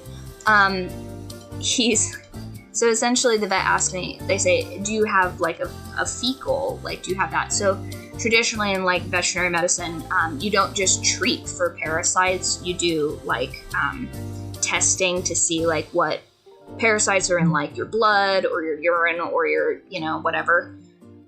And because he was raised by the dog, I don't know if they had some weird like conversation while my elderly dog was like passing the torch or whatever, but he like does not use a litter box and insists in fact on like using the area in like the horse pen. So like I couldn't get a fecal on this cat if I tried because it's 1000% contaminated from like horses. So he would look like some feline equine hybrid, which I think would be kind of interesting to look under a microscope, but I think would be very confusing for the lab tech. So and that's the only cat that does it. He's the only one that does it. Everybody else is a normal cat. Okay, well, mostly all of them are normal cats. But Squirrel's odd.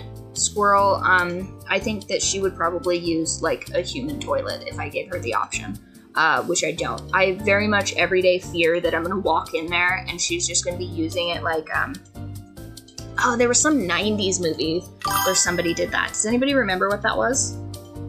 No, pretty much. So like my dog,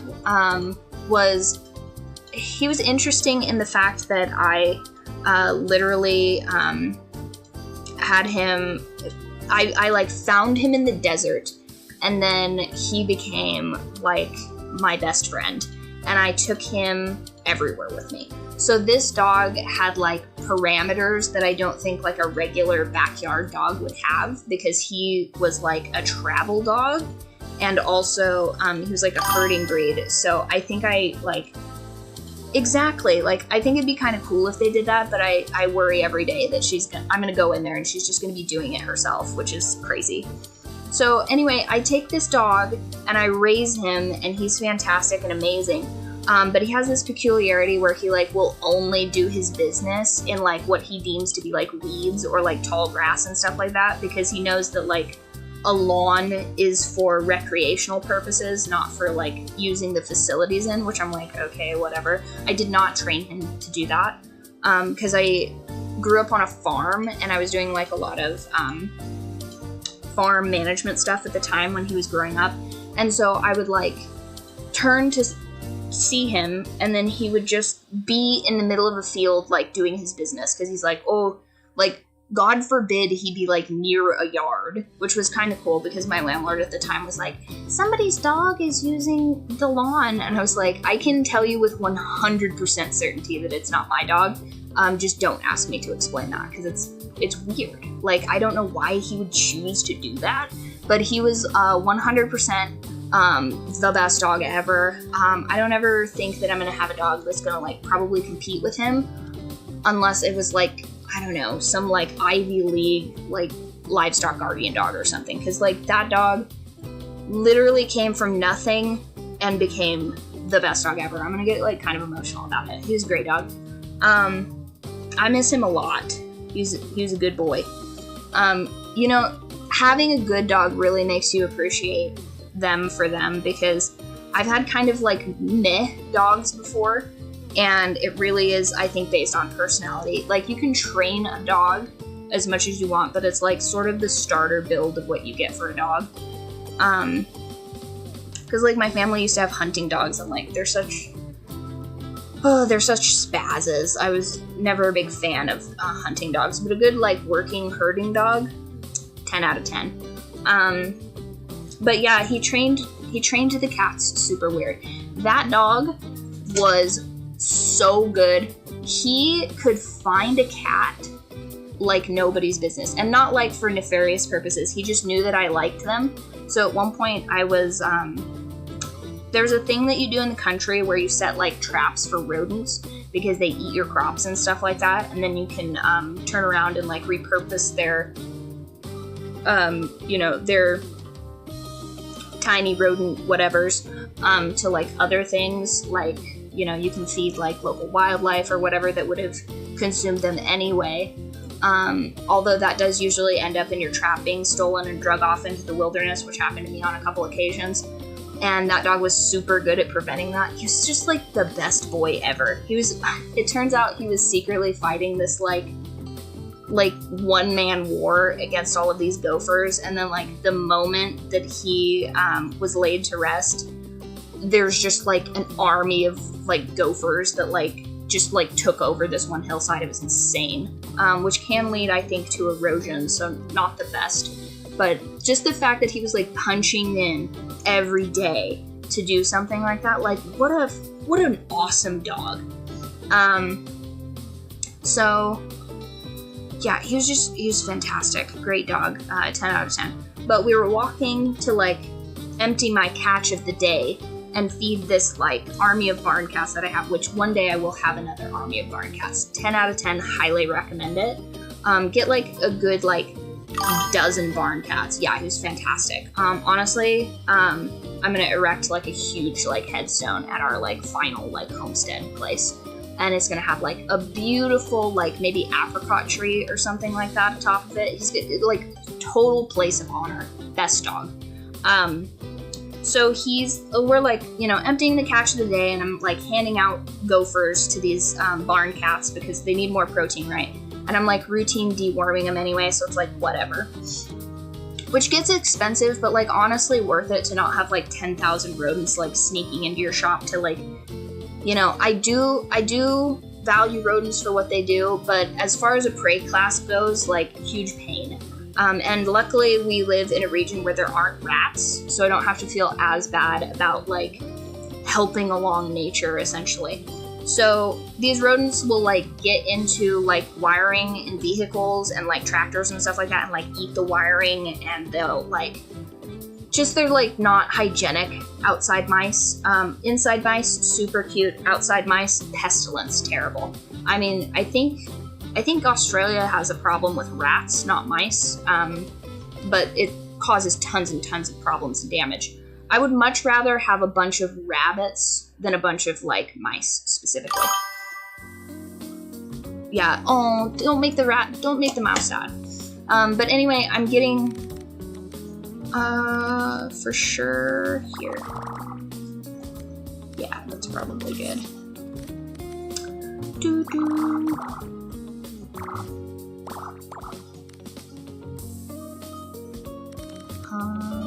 Yeah, that's probably a trick.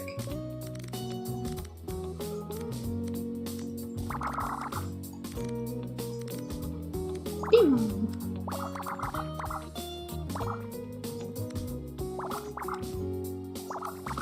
So I'm giving these rodents away to the barn cats and stuff. And all of a sudden, my dog just, like, sits next to this wood pile. And I'm like, buddy, what are you doing? Like, we've got business to attend to. Like, we have the rations to distribute to the outside kitties.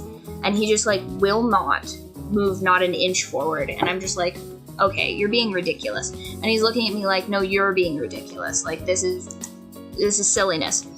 and I start removing logs, and I'm like, come on, like, what are we doing here? Are you just, like, trying to trick me into doing, like, double the manual labor today? Like, what's happening? And I reach in, probably 4th or 5th log, I'm looking at the dog like he's insane, and he's looking at me like I'm similarly insane. And I lift up one more log out of this fire, like, bin thing, and there's just this little black tuxedo kitten, and it just looks up at me, and it doesn't even hiss at me, because it's like, it has no idea how I found this spot. But my dog was amazing. And I pick this kitten up, and he looks at me, and he immediately has this look of disappointment, like, ah, damn, I did my job too good. She's gonna keep this cat. And I was like, you're absolutely correct. I'm going to keep this cat. But instead, I just fostered that cat, and I think one of my cousins ended up adopting it. They named it Jack in the Box because it came out of, like, the wood pile. And just 10 out of 10 good dog. I'm sure he would have, if he was an anthropomorphized person or something, he would probably have tons and tons of stories of me just massively disappointing him with my chosen activities. Like, we were laying sprinkler pipe one time, and it comes in these, like, huge, like, I think, like, 10-inch, I think they're 10-inch, 10, 12, huge pieces of pipe. They're called mainline, and so it's, like, the main pipe that, you get all of your water for to, like, water your crops, and then you attach these, like, much smaller in diameter sprinkler pipes too. And initially, when you store those outdoors, burrowing animals will, like, make a nest of them, because they're like, oh, this is a tube, right? So if you're, like, into like watching people do, like, farmed rabbits or whatever, sometimes they'll make, like, little PVC, like, tunnels into, like, I think I've seen them do, like, PVC tunnels into, like, plastic totes or whatever to, like, make a den for the rabbits. And so similarly, these rabbits would, like, get into the main line or whatever. But I'm an animal lover, so I was just like, okay, well, let's, like, humanely flush these animals out of here so that they can, like, not be in there, but also not get, like, just annihilated by this, like, 80 psi water that's gonna come here. So I would, like, turn it on just a little bit, which everybody would be like, that's crazy, like, just leave the end off and they'll just get, like,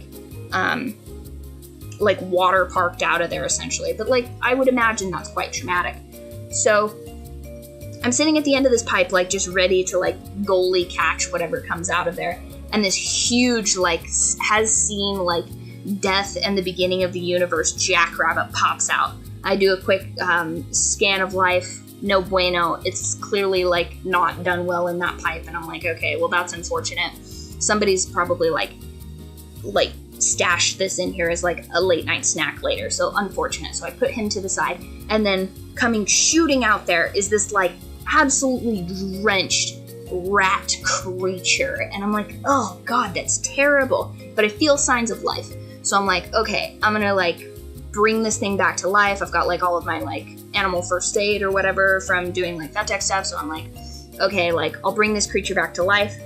Turns out, cottontail bunny, adorable, sweet, like, picturesque tiny rabbit, looks disgusting when they're completely, like, right? Well, I mean, like, wild critters gotta eat too, you know, circle of life, all that. And so, like, I don't think anything should suffer, but at the same time, like, I think that things happen for a reason, and there's a reason that we have, like, 10 billion rodents on the planet, as opposed to, like, you know, more bipedal things, you know what I mean? Like, there's clearly, like, an equilibrium that certain things are in for what reason or whatever, but I won't bore you with that. So I, like, bring this cottontail back from, like, the near death, and I wrap it in my hoodie, and my dog comes trotting along, and he's like, God damn it, not again.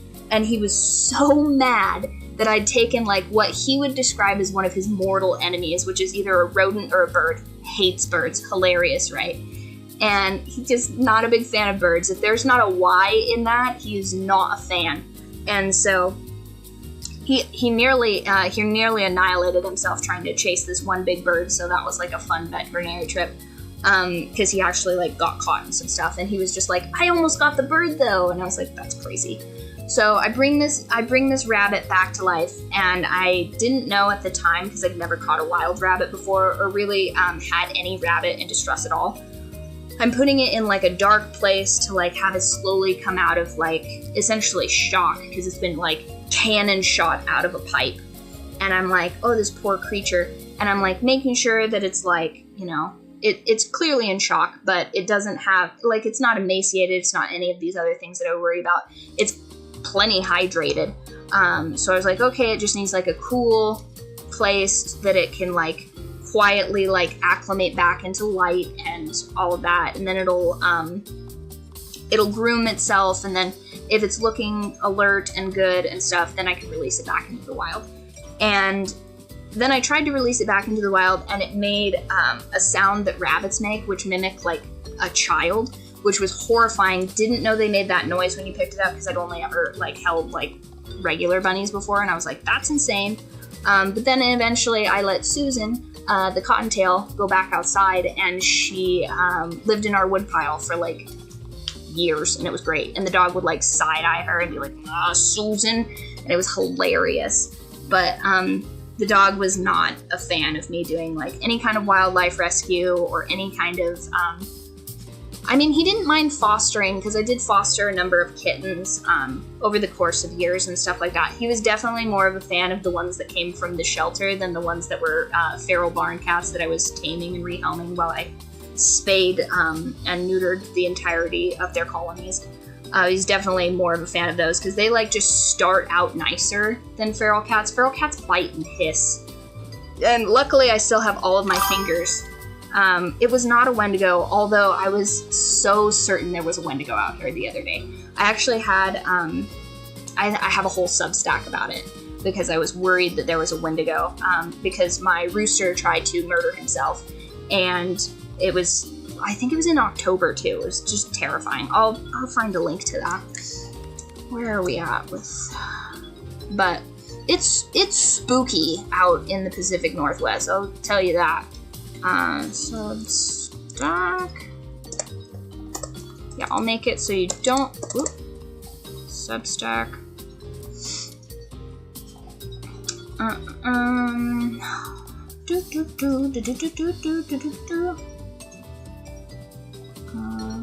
Profile. Posts. Wolfmoon. Ah, found it. Yoink.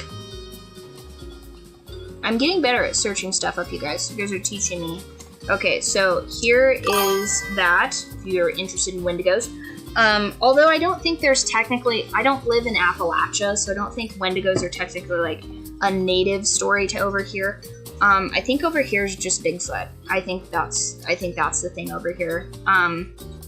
Which I think, oh, if I can remember, there's also a book. I think it's just called Monster.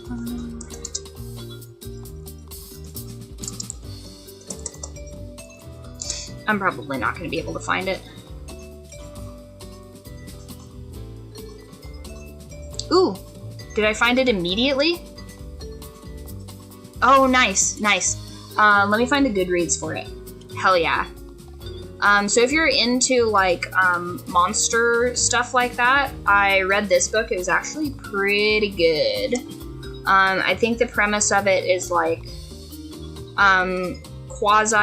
it's Christian fiction, but I didn't really get too much of a vibe off of that. It's like a monster mystery horror thriller, and it's based in Idaho. So where's it at? Okay. So if you want like a spooky read about Bigfoot stuff, there you go. Enjoy that book.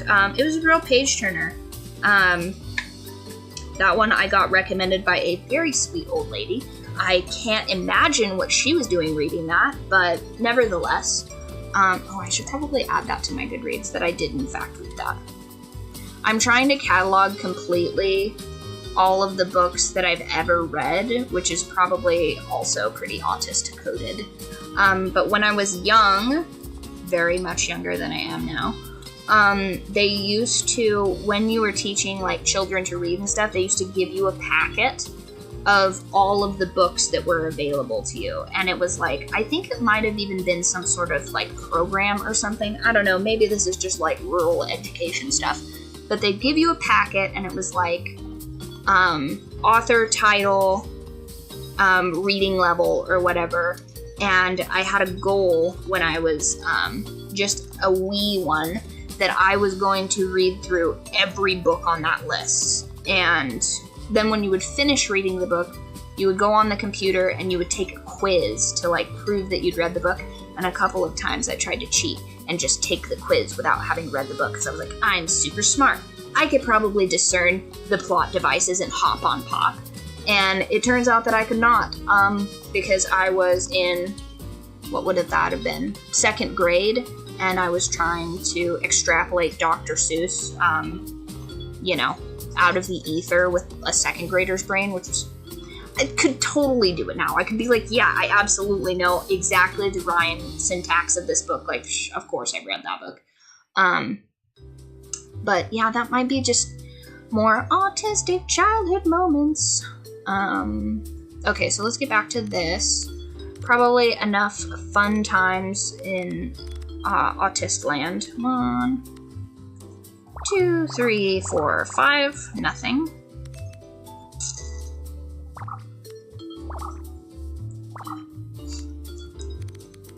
Oh, okay.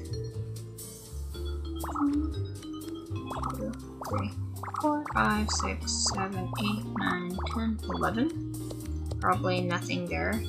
Oh, 8 plus 6 was 14. Okay, so definitely something there, not there. 1, 2, 3, 4, nothing. 3. Okay, so that's how that's gotta go. Probably that's good. Not that one. Probably there. That's good. Oh, not there. 1, 2, 3, 4, 5, 6, 7, 8, 9, 10, 11, 12. 2, 3, 4, 5, 6. Nothing. 1, 2, 3, 4, 5, 6, 7, 8. Probably nothing there. 3, 6, 9, 10, 11, 12. Okay. That's probably good. 1, 2, 3, 4. Nothing. 1, 2, 3, 4. Nothing. Nothing. 1, 2, 3, 4. Nothing.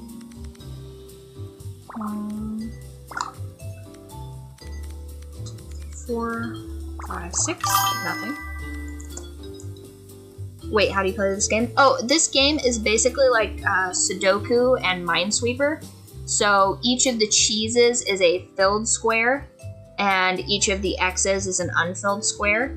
And you're going off. So this is a 15 grid. So the top one is 13. So within that row, there will be 13 cheeses uninterrupted. And because it's a 15 cube row, there will be 2 omitted, and so you're trying to essentially like reverse engineer where all of the pieces go. So it's kind of like a number-based puzzle. You can play it a number of different ways. It doesn't appear to punish you either way. You could make it all X's and then reverse engineer it that way, or you could make it all cheeses and reverse engineer it that way. Although I don't recommend it. That was really hard when we did it last time. But I just kind of try and like do my best at the patterns that it has so far. So for example, the row 4th from the bottom, it can only be one way pretty much. So there's going to be 3 empty spaces. So you're just trying to extrapolate sort of with the way that the top row lines up with those middle pieces that you're unsure of, how those will sort of work out, either filled or with either with cheese or with not cheese. And then when you complete this, it also does like a little bit of a pictograph as well, but it doesn't matter. Like you can't just make a pictograph and then have the answer based off of that, because it like it'll contort the pictograph. So they've made it so that you can't just like draw a chair or whatever with the things that you have in it to like get the chair ornamentation. So like, for example, on the bottom one, there will be 10 uninterrupted cheeses. So I'm trying to eliminate all of the cheeses that it would have. So for example, the first and last are obviously already filled, so there can't be cheeses there. So then I have to just work my way in from the other 13 cubes. So there's like 3 more cubes that I need to figure out that don't belong. Does that make sense? So like there's nothing there, obviously. There's also nothing there because this is going to be 1, 2, 3, 4, 5, and then there's nothing there. And that's going to be 4 and nothing there. And so then the 1 will be in one of these 2 places. So it's not there because that's a 1 and then a 1. So those are taken care of. So 2, 5, 6, 7, 8, 9, 10. So that's probably going to be there. Nothing there. And then 2. So actually there's like 3 variances that could... Okay, so there's like 2 variables right here. So this could be further over here. You know? 2, 3, 4, 5. So it's not there. It's probably not there. It's not there either, so it's probably there.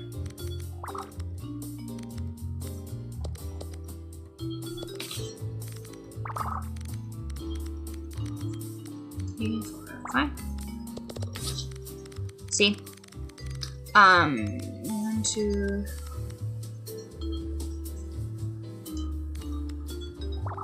And maybe it's like that, you know? 1, 2, 3, 4, 5, 6, and then there's nothing there. And then that has to have a square, so that's 2, and then probably nothing there. But it's saying that that's incorrect. So the 2 is probably there. And then per chance that would be 1 here. And then that would be correct. You see? Hello! Hey, welcome back, Little Red. Man, hearing cheese so many times makes me want some cheese. Ooh, also, for those of you that are new, I am a baker also kind of sometimes, and a food prep cook, so I can recommend to you some cheese pairings. That seems like something that would be fun for what we're working on. Let me go to our deal. That would be under here. All right, so somebody tell me your favorite type of jam. Give me like a jam flavor.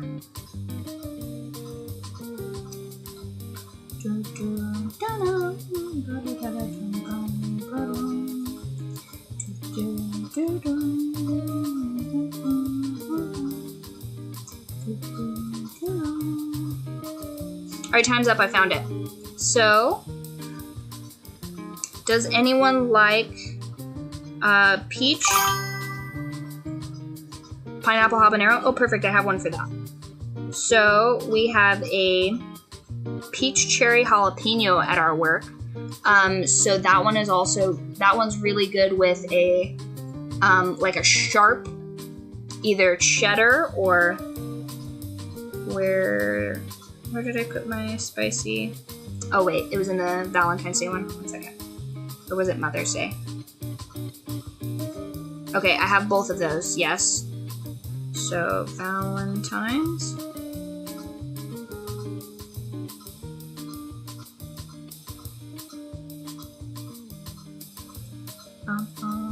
Cherries, Father's Day, Mother's Day. Okay. It was in the Mother's Day thing that we sent out. Peach cherry jalapeno is one of the ones we have, so pineapple habanero would also probably go well with that. That would pair well with a creamy goat cheese, some thin sliced prosciutto, and like a salt wafer cracker. Or pineapple habanero can also be an excellent glaze on like a pork tenderloin or other assorted like barbecue meats. Like for example, that'd be like a really good glaze for like a pulled pork sandwich, or like if you were gonna do like a sort of barbecue chicken-y sandwich, but you wanted to have like a bit of like sweetness to it. So you would do the barbecue chicken with just like your salt, pepper, and then you'd use the pineapple habanero as a glaze over that chicken just before it comes off, so you're not like burning it. And then that would be with like a really like sharp cheddar, or I guess not sharp cheddar, but like a sharper cheese as opposed to like a creamier cheese. And then for strawberry, yeah, super good. I love to cook. One of these days, okay, so ideally, here's the 10-year plan, you guys. I get a little house with some acreage on it. I cook on one of the streams. One of the streams we just make dank-ass food while I'm doing my food prep and stuff.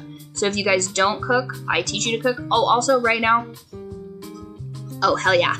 I also cook healthy stuff too, but I can cook naughty bad for you stuff. So, ideally, I have a house, I have some land, we do a cooking stream because I really enjoy that, and then we make little treats and then we give them away to people because my partner would lose his mind if I was just feeding him snickety snacks all the time. And then I also like making little mini cakes, but that's for another time. And then I would do like homesteading stuff, where I would teach you guys about animals, because you guys would be my captives, my hostages. And it would be a little bit less chaotic than like, if you guys are familiar with Urban Rescue Ranch, big fan of the show. I am a big fan of his show. I don't know that he's entirely a fan of this show, although we have conversed one time. But then, because I'm nocturnal, at 5 o'clock in the morning when I would be going to bed, we would have the nighttime bird stream where I would milk the goats and then do like a goat milk to like barn cat pipeline where we're like feeding barn cats a little bit of goat milk in the morning, which I think would be so fun and so cool. I've just been like liking all of these TikToks with just people like feeding tiny baby kittens goat milk. Oh, so cute. That's also like a decent milk replacer for a lot of critters that are that you just like find yourself with, because goat milk is a little bit easier on the stomach than cow's milk for smaller critters, and they're just kind of like a good like sort of catch-all dairy critter. So then I would milk a goat, I would feed little critters, and then maybe on the cooking channel, or I guess on the cooking stream or whatever, we would make that goat milk into goat cheese, and then we would put it on things and eat it. It'd be delicious. And then you guys would get to see my dream office setup, which is also kind of like a cat room in the background. So you would actually get to see the kitty cats like back here. There'd be like a little spot for them to sit and like do fun stuff. And I have the same guy that recently just fixed my computer. Shout out to Ryan. He's super crazy smart. I am going to have him build me a bottle cap dispenser. Low-key a little bit Fallout energy. Maybe we make it like Nuka-Cola themed or something. That'd be kind of cool. But my calico cat, the one cursed by a witch to be a cat, she likes to play with bottle caps specifically, a very specific size and shape of bottle cap. So I would like to, they come off of the Essentia bottles. She's obsessed with them. And I would like to make a contraption that she could just like press a button and they would drop out of it. And so then she could play, and then you guys could like see that in the background, her doing fun little critter things. And then I would have a second streaming area, which is a stone-built barn. Yeah, Ryan, MVP, because he fixed, I was having a huge like overheating issue with my laptop, and I was also having an issue with like a ton of dropped frame rates and stuff like that, and he totally fixed it. Great. He tried to explain it to me, but I am kind of illiterate when it comes to technology, so that was pretty cool. He was like, here's a way to like set up OBS, and I'm like, oh, no no, that's crazy, man. I'll, like, idiot-proof that for you. Like, I'll let you know if your instructions are good or not, because I don't understand any of that.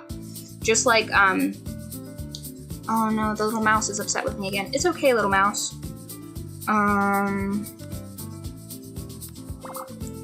3, 4,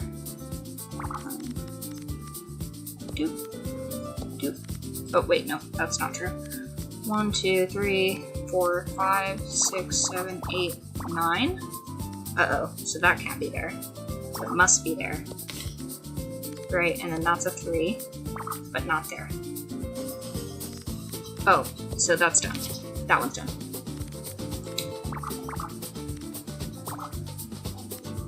How is this? Oh. Okay, so there's the 5.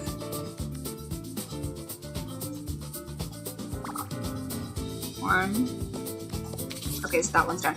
So I would have a second filming location that would be in this like stone shed that I would have constructed with like a little tiny wood stove.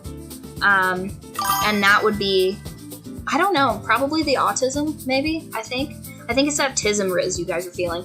But I would have this stone shed building, and then that's where this laptop would go, because ultimately I'm not a big fan of laptops, so I would have Computer Ryan, I would have him build me the Ark of the Covenant of like PCs, right? And that's gonna solve a lot of these problems. I'll have dual monitors, so I'll actually be able to read you guys' chats with greater efficiency, because like the YouTube chat has like completely stalled on the tablet, which is supposed to be doing a much better job of, yeah, it's like completely stalled after Kit Kat Melodies message like forever ago. So Streamlabs app on my tablet, almost completely useless. So I'll have dual monitors, so I'll be able to do things and properly communicate with you guys, and the lighting will be better. And there'll be kitty cats in the background, fun stuff like that. And then the kitchen will be perfectly designed. I will meticulously design it with the efficiency that 1950s kitchens hoped to achieve, but with modern flair. And anyway, back to the shed, because the shed is really the pièce de résistance, because the laptop will be there, and then you guys will get to experience like the chaos of farming. I'll have like a little barn door, there'll be goats running around in the background, there'll be chickens that occasionally are in there, because I don't want like my farm animals in my home, because then I think that it will truly be impossible to have a partner in any capacity, because that's insanity. But kitty cats are objectively an indoor critter. Can we all agree on that? They're an indoor critter that occasionally ventures outside, save for barn cats, which are, in my opinion, a completely different species from house cats. I think Felis catus should be diverged into wild Felis catus, feral, essentially, because I guess there's like this whole thing about wild and feral, because feral is that they are domestic and yet not native and oughtn't to be there, like a feral hog as opposed to a wild boar. But once again, I'll just, by the setting of the background, you'll know what kind of a stream it's going to be. Whether it's just going to be autistic, like just info dumping about animals. I'll be in a stone shed. Perhaps I'll have some sort of like old-timey trapper attire on of some kind. And then if it's an inside thing, it'll be very clean girl, very rat girl energy. And then in the cooking kitchen, it'll be very like 1950s housewife, because I do love a good apron. And then you guys will get to see all these tasty foods, and then ideally, if I make them correctly, I could ship them to people. Like I could do like cottage law style stuff, and then you guys could get tasty food. Back to the strawberry jam, because I promise I didn't forget. Strawberry jam, personally, depending on the way that you do it, I think personally, we have two different kinds of strawberry jam. We have a plain strawberry, which I think is the best, save for peach, to make a perfect crunchy peanut butter jelly sandwich. Something about like the whole like strawberries within the gooiness of the jam, just is like the perfect medley to go with like crunchy peanut butter on like a multi-grain toast. Just fantastic for that. I have an affinity for peanut butter and jellies. It's probably like something from my childhood, but it has to be chunky peanut butter and it has to be strawberry jam. Barring strawberry jam, it has to be peach jam. I will accept no substitutes. Raspberry jam should go on fingerprint cookies or waffles and nothing else. Speaking of, Squirrel, obsessed with waffles, but only the Jiffy blueberry. And here's the thing, I worry giving you guys all of the eccentricities of my cats because I suspect one of you will try and steal one. But I think that would be very, very poor on your end, because I don't think that these cats are really meant to have a different owner because they're so weird. And I suspect it's because they're from like some sort of ancient pagan deity that has sent them to me as some sort of a boon, because life is super duper hard, you guys. Like, in all of my 30 years, it has never not one moment taken the boot from the neck of the millennial. It is just ridiculous. 3 depressions? Are you kidding? Anyway, enough of regular life. But she insists upon having her own itsy bitsy tiny waffle. So perhaps on the food streams, we will denote that with a waffle for Squirrel, because she loves that. I tried to make her own tiny omelet the other day, and she wasted the tiny omelet, and it really hurt my feelings, because it was not only a tiny waffle, but it was from a tiny chicken egg, which is a rarity if you do your chicken math properly. Because I don't know if you guys know this, if you probably live in the city, which I imagine a lot of you do, and you get your eggs from the store, those are ideally, they're different grades to eggs, which is another thing where I've fought the government about, but we'll get into that on a different day. You're usually getting grade A or grade AA eggs. Grade AA is the highest rating. Don't know why they didn't just do a grade C. That's their business, I guess. But it denotes freshness and the quality of the egg. So if you crack a freshly laid egg, there are actually 3 distinct levels to the egg. There's a base yolk, or there's a base white, then there's like a raised dome of white, and then there's a yolk on the top, and that's a grade AA egg. Yeah, so those are generally grade B eggs, unless you paid, well, hold on, let me do egg math real quick. Those are probably grade B eggs, which are just fine for cooking with, but I'm telling you, you've not lived the good life until you've cooked a pasture-raised grade AA egg. I will not return back into the slums of grocery store eggs. I cannot bear it. There are some eggs, though, I recommend trying out just for funsies. I'm a real big fan of Vital Farms.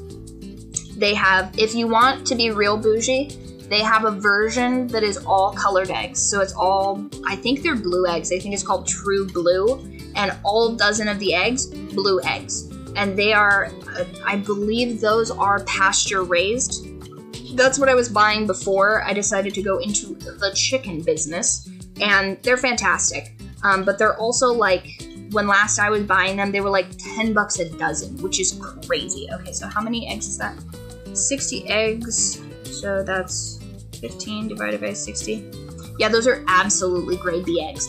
I would not recommend frying those eggs unless you're putting them in something. Those are probably good for baking at best. And honestly, it depends on what you're doing.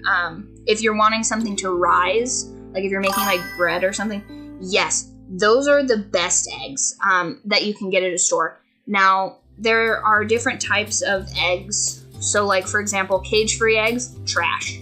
That basically just means that they're not in, a literal cage, which I think that, if I recall correctly, Costco and, other bigger brands, they went, and I think they passed, there was some, something got passed or whatever, where it's, everything has to be cage-free, and so there was, some sort of supply chain error where everybody switched from cage-free to free range. But free range just means that they have like X amount of, they basically have like, I think it's like a 5x5 cube of space, which just means that these chickens are in like giant hoop houses, which the bare minimum requirement to not have to be licensed in poultry things here is like 300 chickens. So you can have 300 chickens in a large enough hoop house, but that doesn't mean that they like go outside or this or that. And that's a lot of birds in one area. So they're probably not going to have very dark yolks because they're probably being fed like either just grass or like a vegetable. Like, you do not want vegetarian eggs. I really hate to show you guys how the sausage is made, but chickens are omnivores and protein is like super important to their diet. If they have too much protein, it causes problems. But if they don't have any protein, not great. Yeah, you do not want to see what 300 chickens look like, I guarantee you. I think for me personally, 30 chickens is my limit. Hard limit, 30 chickens. So once I get to like 32 chickens, we have like sort of a bracket system, and then 2 people get voted off of the island. That is like the hard limit for chickens. Unless they're babies. If there are baby chickens, they're exempt from what we should probably call the Hunger Games or something. But the roosters, you can have 1 rooster per 8 hens, and that's like the bare minimum ratio for that. If you have 1 rooster per 6 hens, you're going to have problems. But ideally, you have 1 rooster per 10 to 12 hens. That's like the sweet spot where like everybody's chill and copacetic.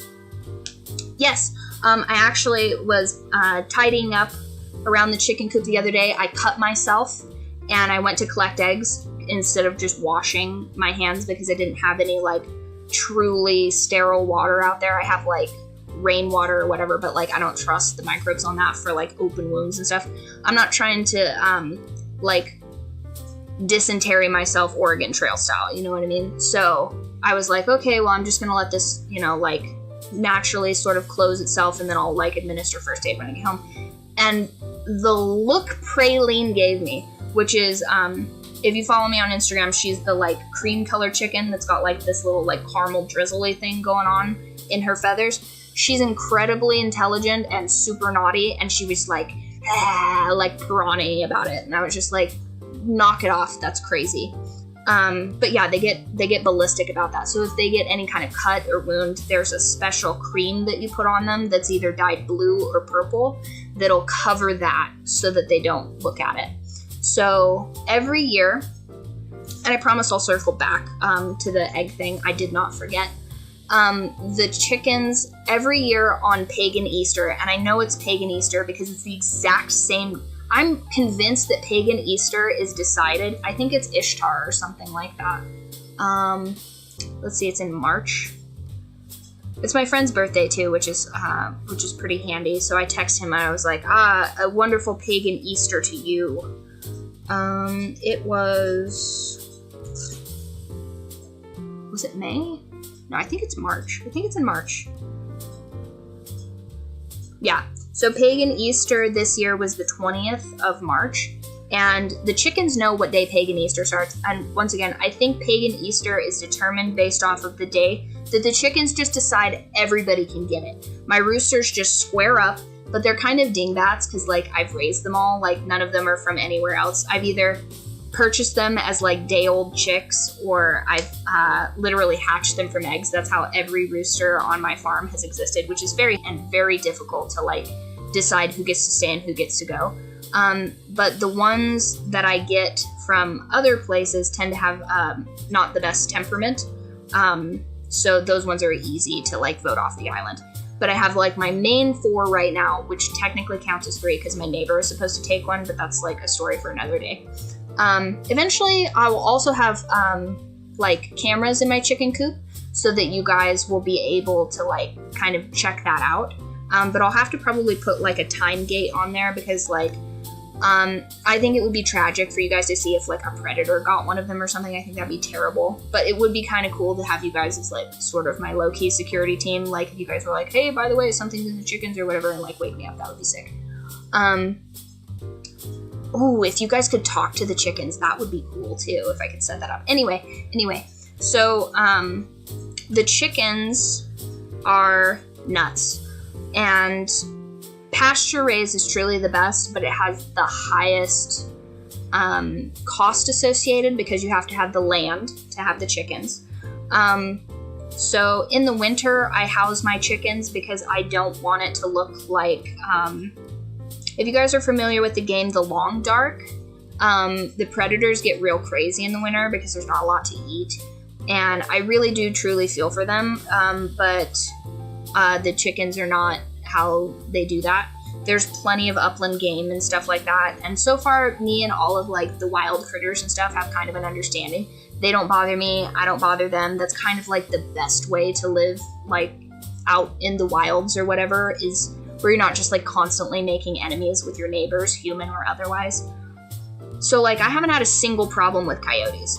The coyotes I think have, I think they dispatched one of the barn cats, but it was like a barn cat that like refused to be domesticated. So I think that just is kind of like unfortunately like the sad part about like nature just kind of finding a way. But for the most part, like the turkeys and the quail and stuff like that, like they just kind of like vibe out. All of our like house cats and all of our like primary barn cats are all in like a safe zone that's been created, and they don't like mess with us. We have a fox, and he has been very sweet to not mess with my chicken coop at all, which has been very nice of him. And if I were to like dispatch any of my chickens that didn't have like a stew pot to go into for whatever reason, I take them like clear up onto the mountain, like past civilization, so that I'm not encouraging things to come closer. But I don't think like a normal chicken farmer like has time to do that kind of stuff. I barely have time to do that, but I understand like the ecology behind it. Like you wouldn't want to create interactions. Yeah, well, but that's Chicago. Like they don't have anywhere to just like go.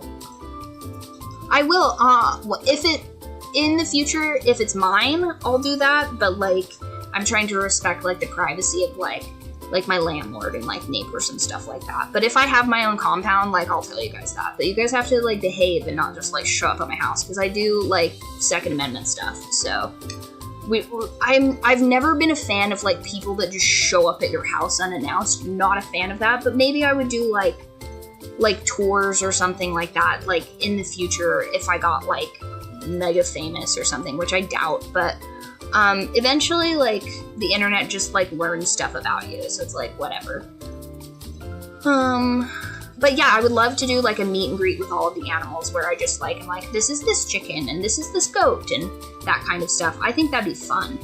And ideally I would have some place that's just like so out of the way that I would really only have to worry about like wildlife, because one of my big fears is that if I like got a place and had like a bad neighbor with like a misbehaving dog or something like that, and it just comes through and like eats all my chickens, terrorizes my cats and stuff like that, like that'd really bum me out.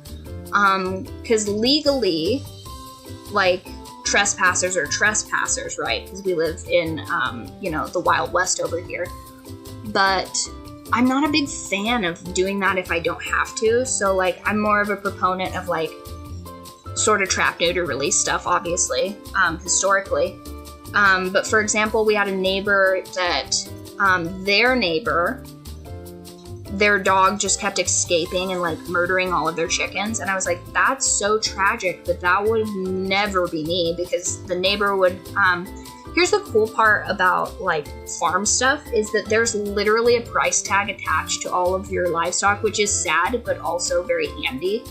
Because if you want people to not do bad things, there have to be consequences. And the consequence being an insane person that they don't want to deal with is not always the best route to go.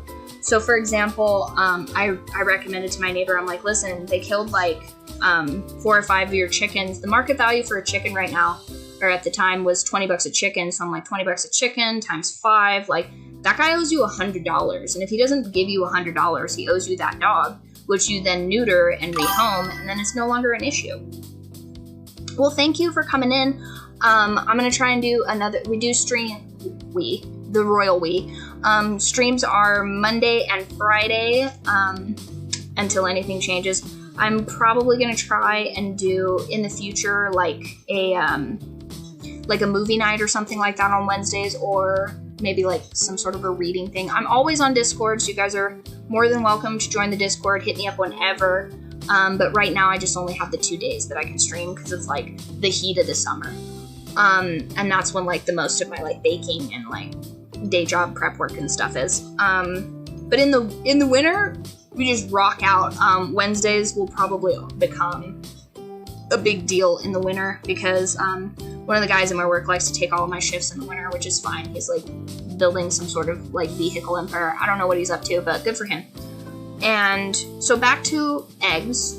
Grade AA eggs are a denotion of freshness, but also if you have pasture-raised chickens, you will get a deeper colored yolk because of the critters that they eat and the foliage that they have available. So for example, chickens can't discern capsaicin, which is the spicy part of peppers. So if you want birds to eat seed but mammals to not, put a bunch of spicy cayenne pepper in it. So like up here in the north, you have a bunch of issues with like squirrels getting into your bird feeders, or on occasion like actual deer, which is crazy.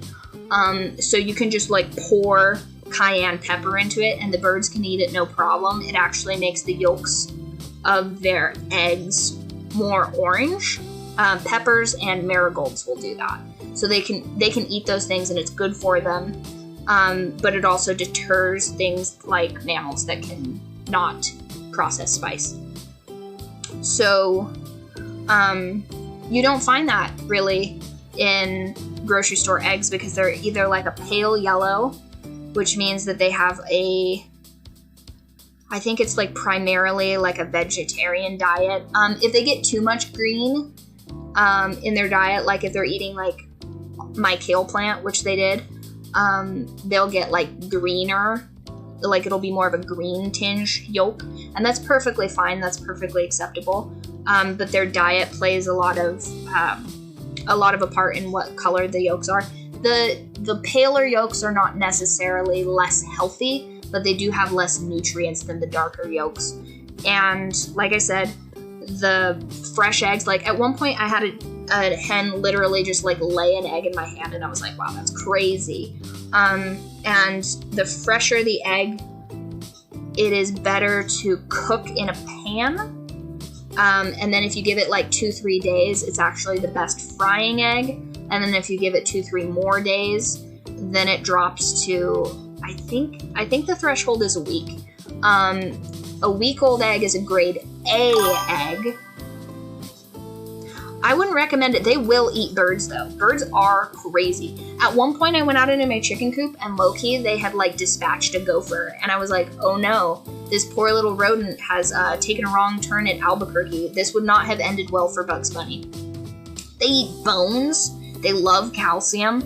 At one point they were just like ready to fight me because I had I was like down a vehicle. Still technically am down a vehicle because my car has a what is it? It's like the 4th cylinder or something. Anyway, I'm having engine trouble, so my car's in the shop. Yay! But it's fine because then that just means I get to avoid things during the hottest part of the day. So it's like low-key kind of a win. But it won't be when I get the bill, so that'll be unfortunate. But they will eat pretty much anything. Frogs, they love frogs. They love lizards. They're a big fan of snake meat. But so I try and take like the little critters like that, and like, yeah, it's crazy. So I try and take them off to like a little reptile area that the chickens don't really rock with. So that they can like hide in. We've got like a bunch of like lava rock and stuff like that. So I'm like, here, like hide amongst this that the chickens don't really want to like mess with. And I have like a little tiny baby gopher snake. He's like, I don't know, maybe like 10 inches long right now and just like eating, like the size of my pinky. And he was just like eating like the little critters in my shed. And I was like, buddy, you better get under that pallet that I made for you so that they don't notice you, because you are gonzo if they see you. So, yeah, I mean, the pasture-raised eggs, 10 out of 10. Highly recommend it. If you don't eat any right now, treat yourself. They're fantastic. Make yourself the best egg sandwich ever. Hello. We're talking about chickens right now. Ooh, what's your favorite jam? Like, what's your favorite type of jam? We were also doing jam and cheese pairings.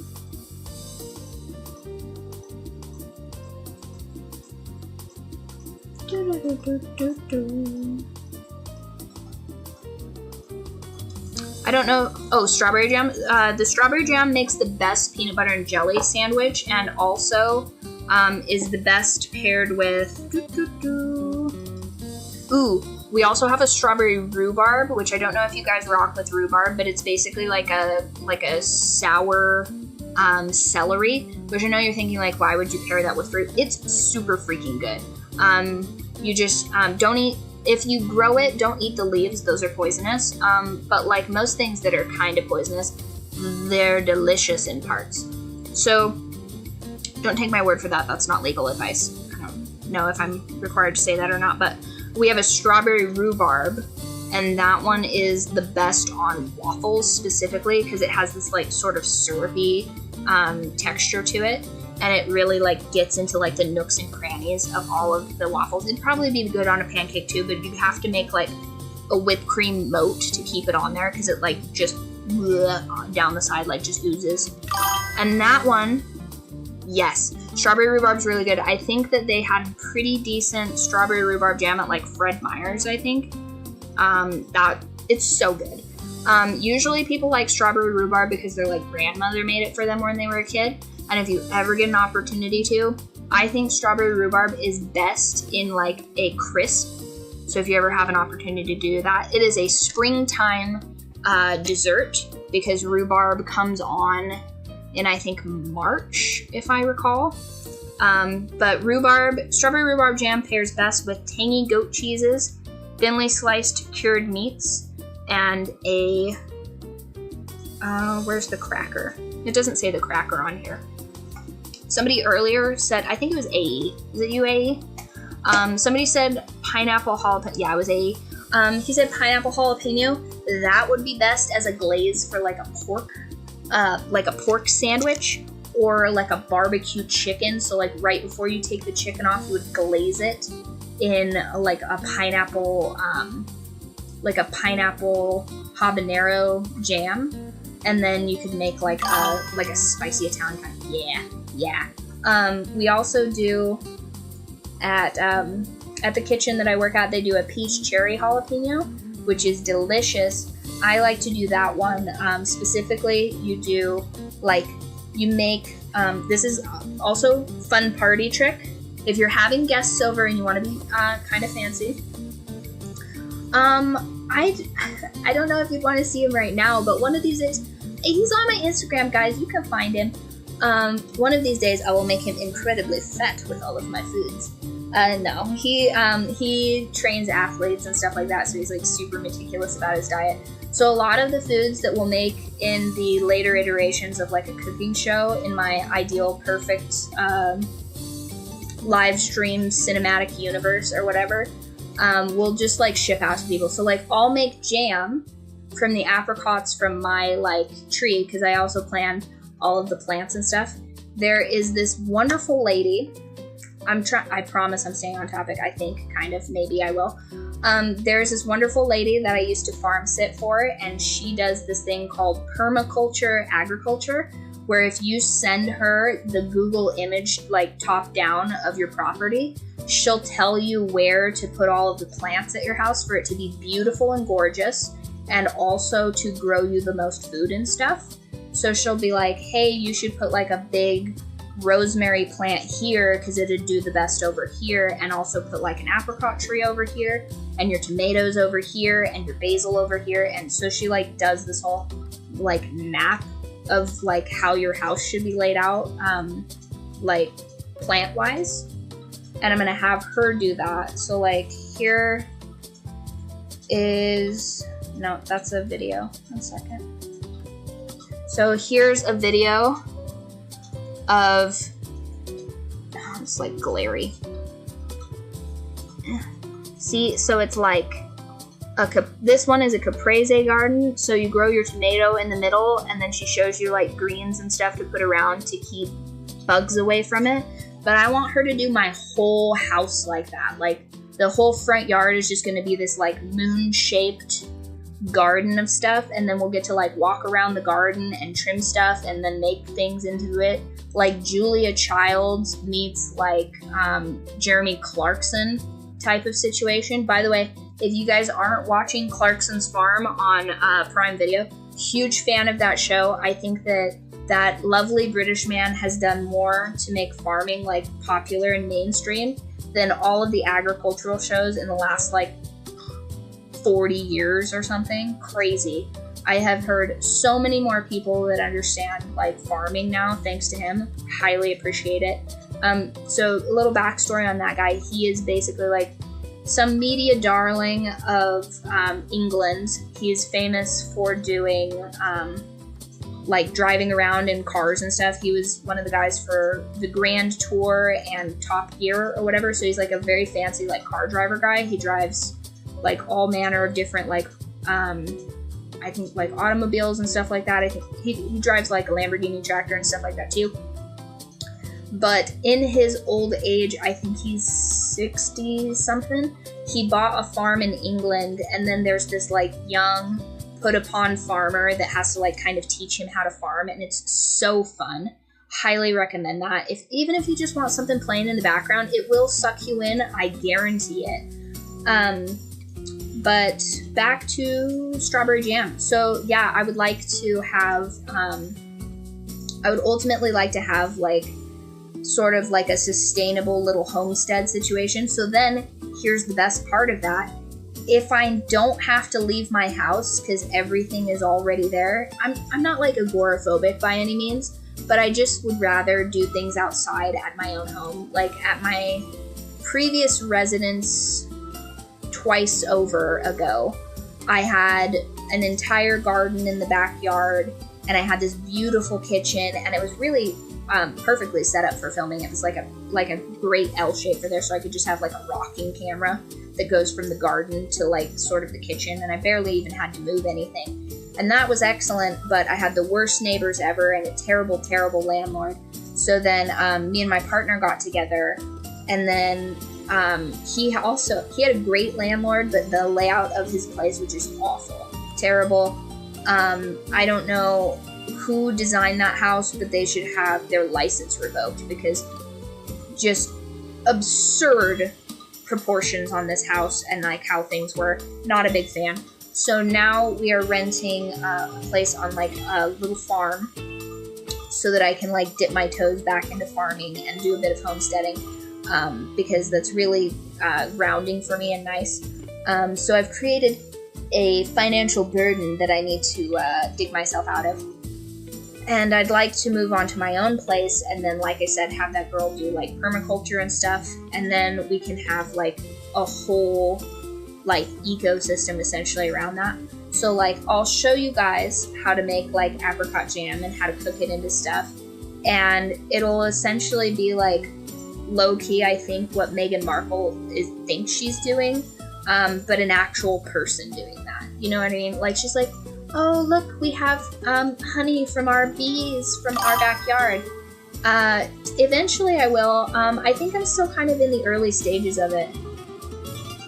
I really don't have anywhere to do it, unfortunately. Like, the whole, like, roommate situation thing here, like, not really conducive to cooking and baking.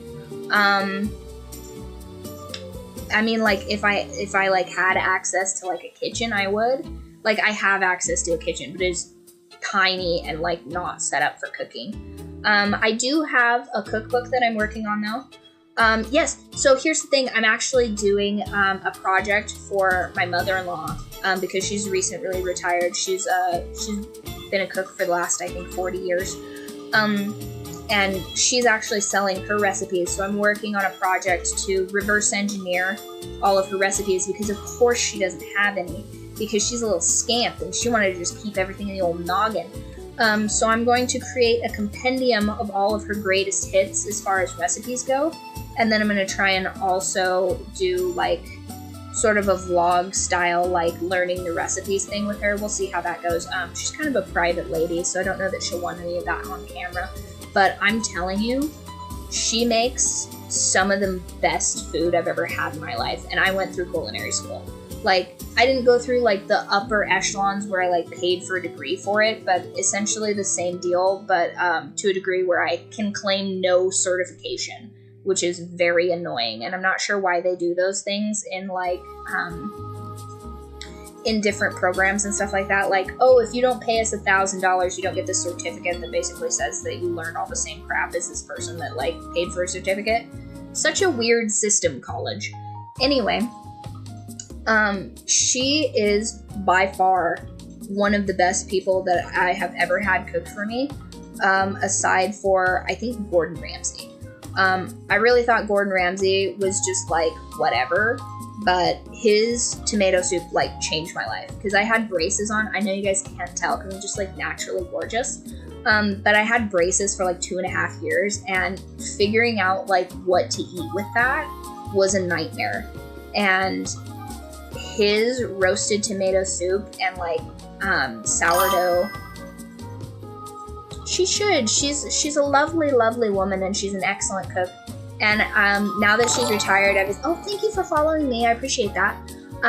So yeah, I mean, if you guys subscribe now, I know like we're not doing a whole lot. We're just basically writing a book and playing video games right now, but like the vision, the plan is there, and I can yap for hours. So eventually, once I build this cinematic universe for you guys, I could potentially just yap for hours of you in all of these different arenas. And you're essentially like, what's the term for like, you're like an early person to like a much larger, grander scheme. The phrasing of that is escaping me. But basically that's the plan. And also one more time, I'm going to put in here. So if you are watching on the YouTube, this is not the correct YouTube in the future. Although I do have a link to the correct author YouTube. This is just the Dinkin' Around YouTube. So if you're interested in the books that I'm writing spicy books.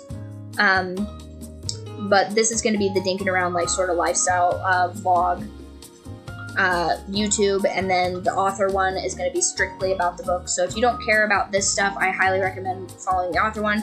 If you like both of them, recommend following both of them.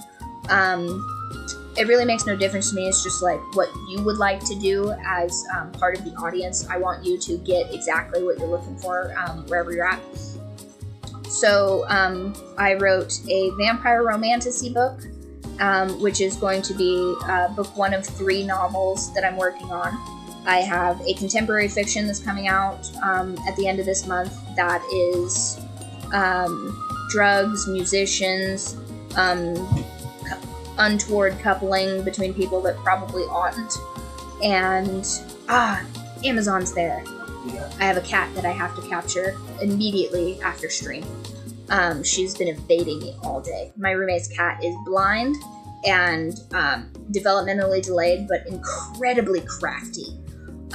So she's made herself known, so she's clearly done with this game of hide and seek that only she was playing. But once I finish this contemporary fiction, which is kind of a grungy, like Gatsby, Nana-esque sort of book, I'm going to take July off to just play video games and do book club stuff, which the book club is free. It's on Goodreads. If you are into the reading aspect of this, go ahead and join that. And then after July, in August, I'm going to start writing my billionaire romance book called Moon and Marble, which I've also been made by my ARC readers to make a part 2 of. It's either going to be Sun and Steel, which is going to be a double entendre based off of the male love interest of that book, or I guess main love interest. I'm not sure how that would be denoted. And then there's a potential third book in that series as well that's going to feature his sister, called Stars and Strings, which is also sort of an allegory for like puppets on a string, and also strings, and she plays a stringed instrument. So those are in the works, and then after I get the bones of that constructed and much of the muscle fiber of that book, then I will be working on book 2 of the Born in the Eternal series, which is the vampire romantasy. And that book 2 is Thirst, and it's kind of like a villain arc, and a prelude to one of the villain's characters. And then book 3 of Bite will be my next project. And ultimately the plan is to develop 22 books in total, and each of them will have a Easter egg cover art of one of the major arcana in the tarot deck. And then hopefully after those 22 books I can rest, because we will have created such a compendium of things that then I will just teach you guys how to cook and ship you guys jam and little treats. But now it appears that it is 1 o'clock in the morning, so that's probably, well, it's 1 o'clock here, Mountain Standard Time. So we'll probably finish up this puzzle, and then that will conclude this stream. So pop off that and get back to 3. Oop, not that one. It's 3 a.m. for you. Are you on the East Coast?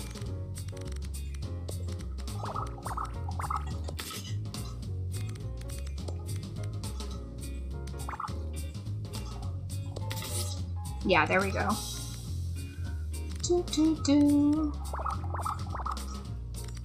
3, 4, 6, 7, nothing. Hi, squirrel. Hi, are you coming to tell me that the prisoner has escaped? The prisoner has escaped and running about? Yeah? You're so helpful. You know that? You are the most helpful kitty. Yeah, you're so helpful. 1, 3...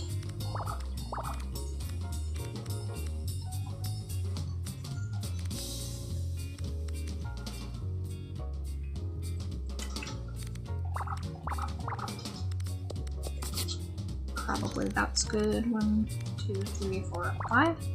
That's good. Yes, hi squirrel.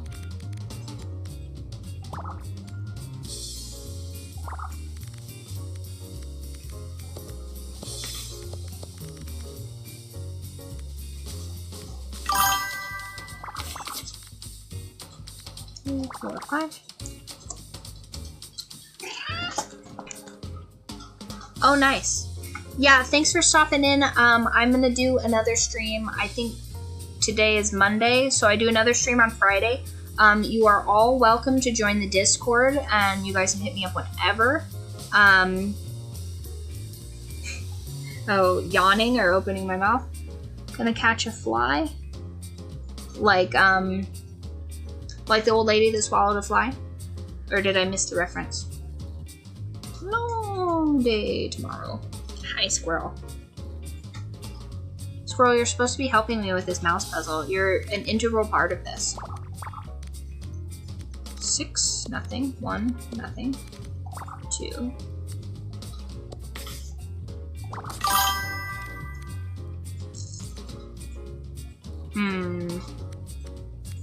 Definitely nothing there. It must be there, and then not there. Aha! We've done it. Ooh. Okay.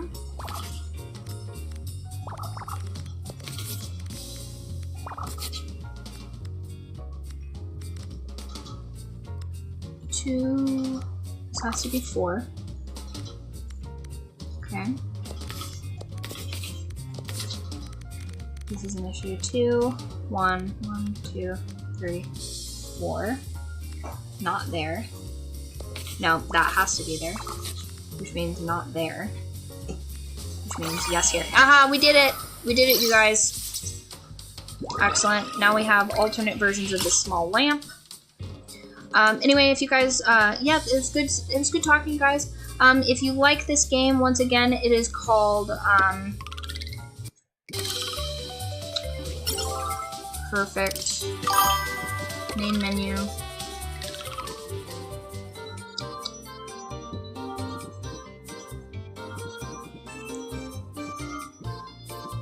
Where's the thing? It is called Squeak Ross. And again, we're just playing the demo, but like there's tons of, I mean, we played the demo for like pretty much this entire game.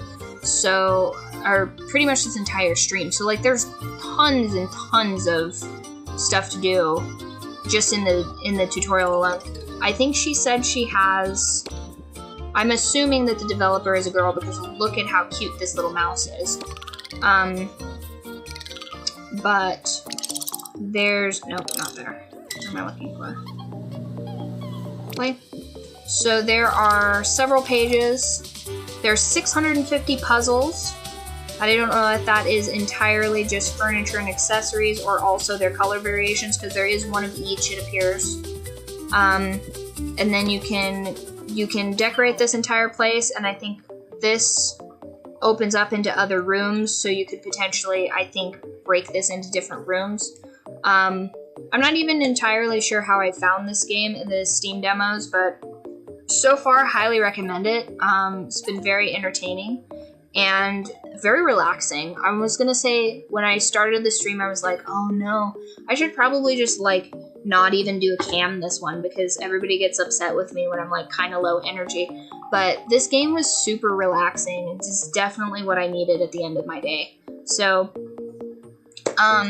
make sure you guys follow on your respective platforms if you'd like more of this content. Because even though I do a writing, and most of it's just yapping, if I'm being honest. Most of the time it's just me yapping.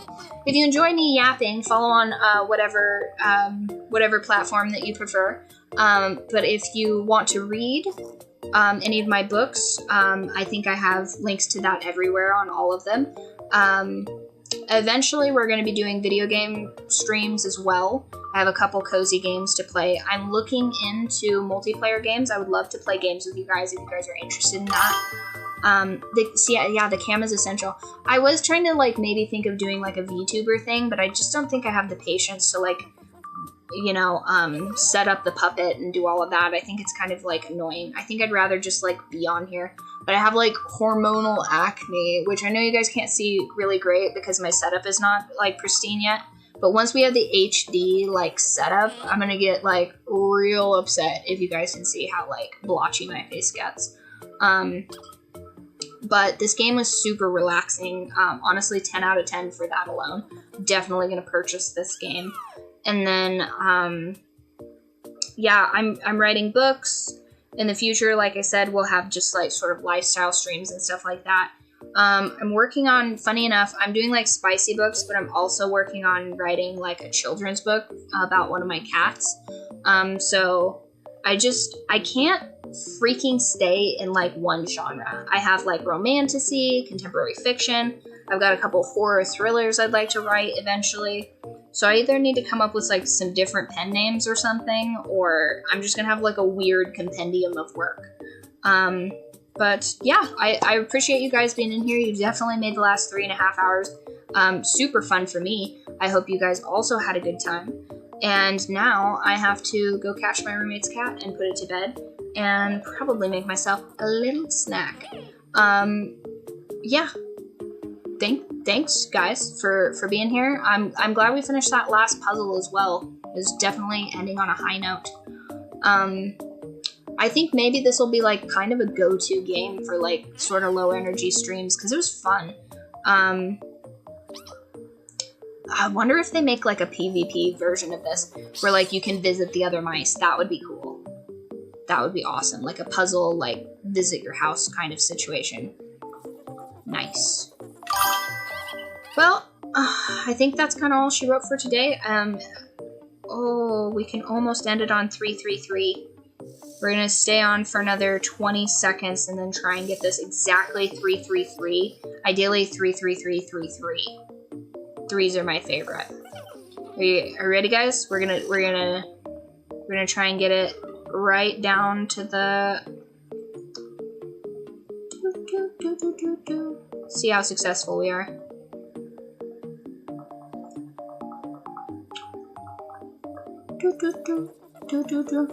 I'll also be uploading these to the corrected YouTube as well. So they should be in like 3 or 4 different places. You can see them after the stream. So if you miss it, don't feel bad. I certainly don't hold it against you. Everybody has busy lives. But hopefully you guys will all be able to participate. I read the comments too, so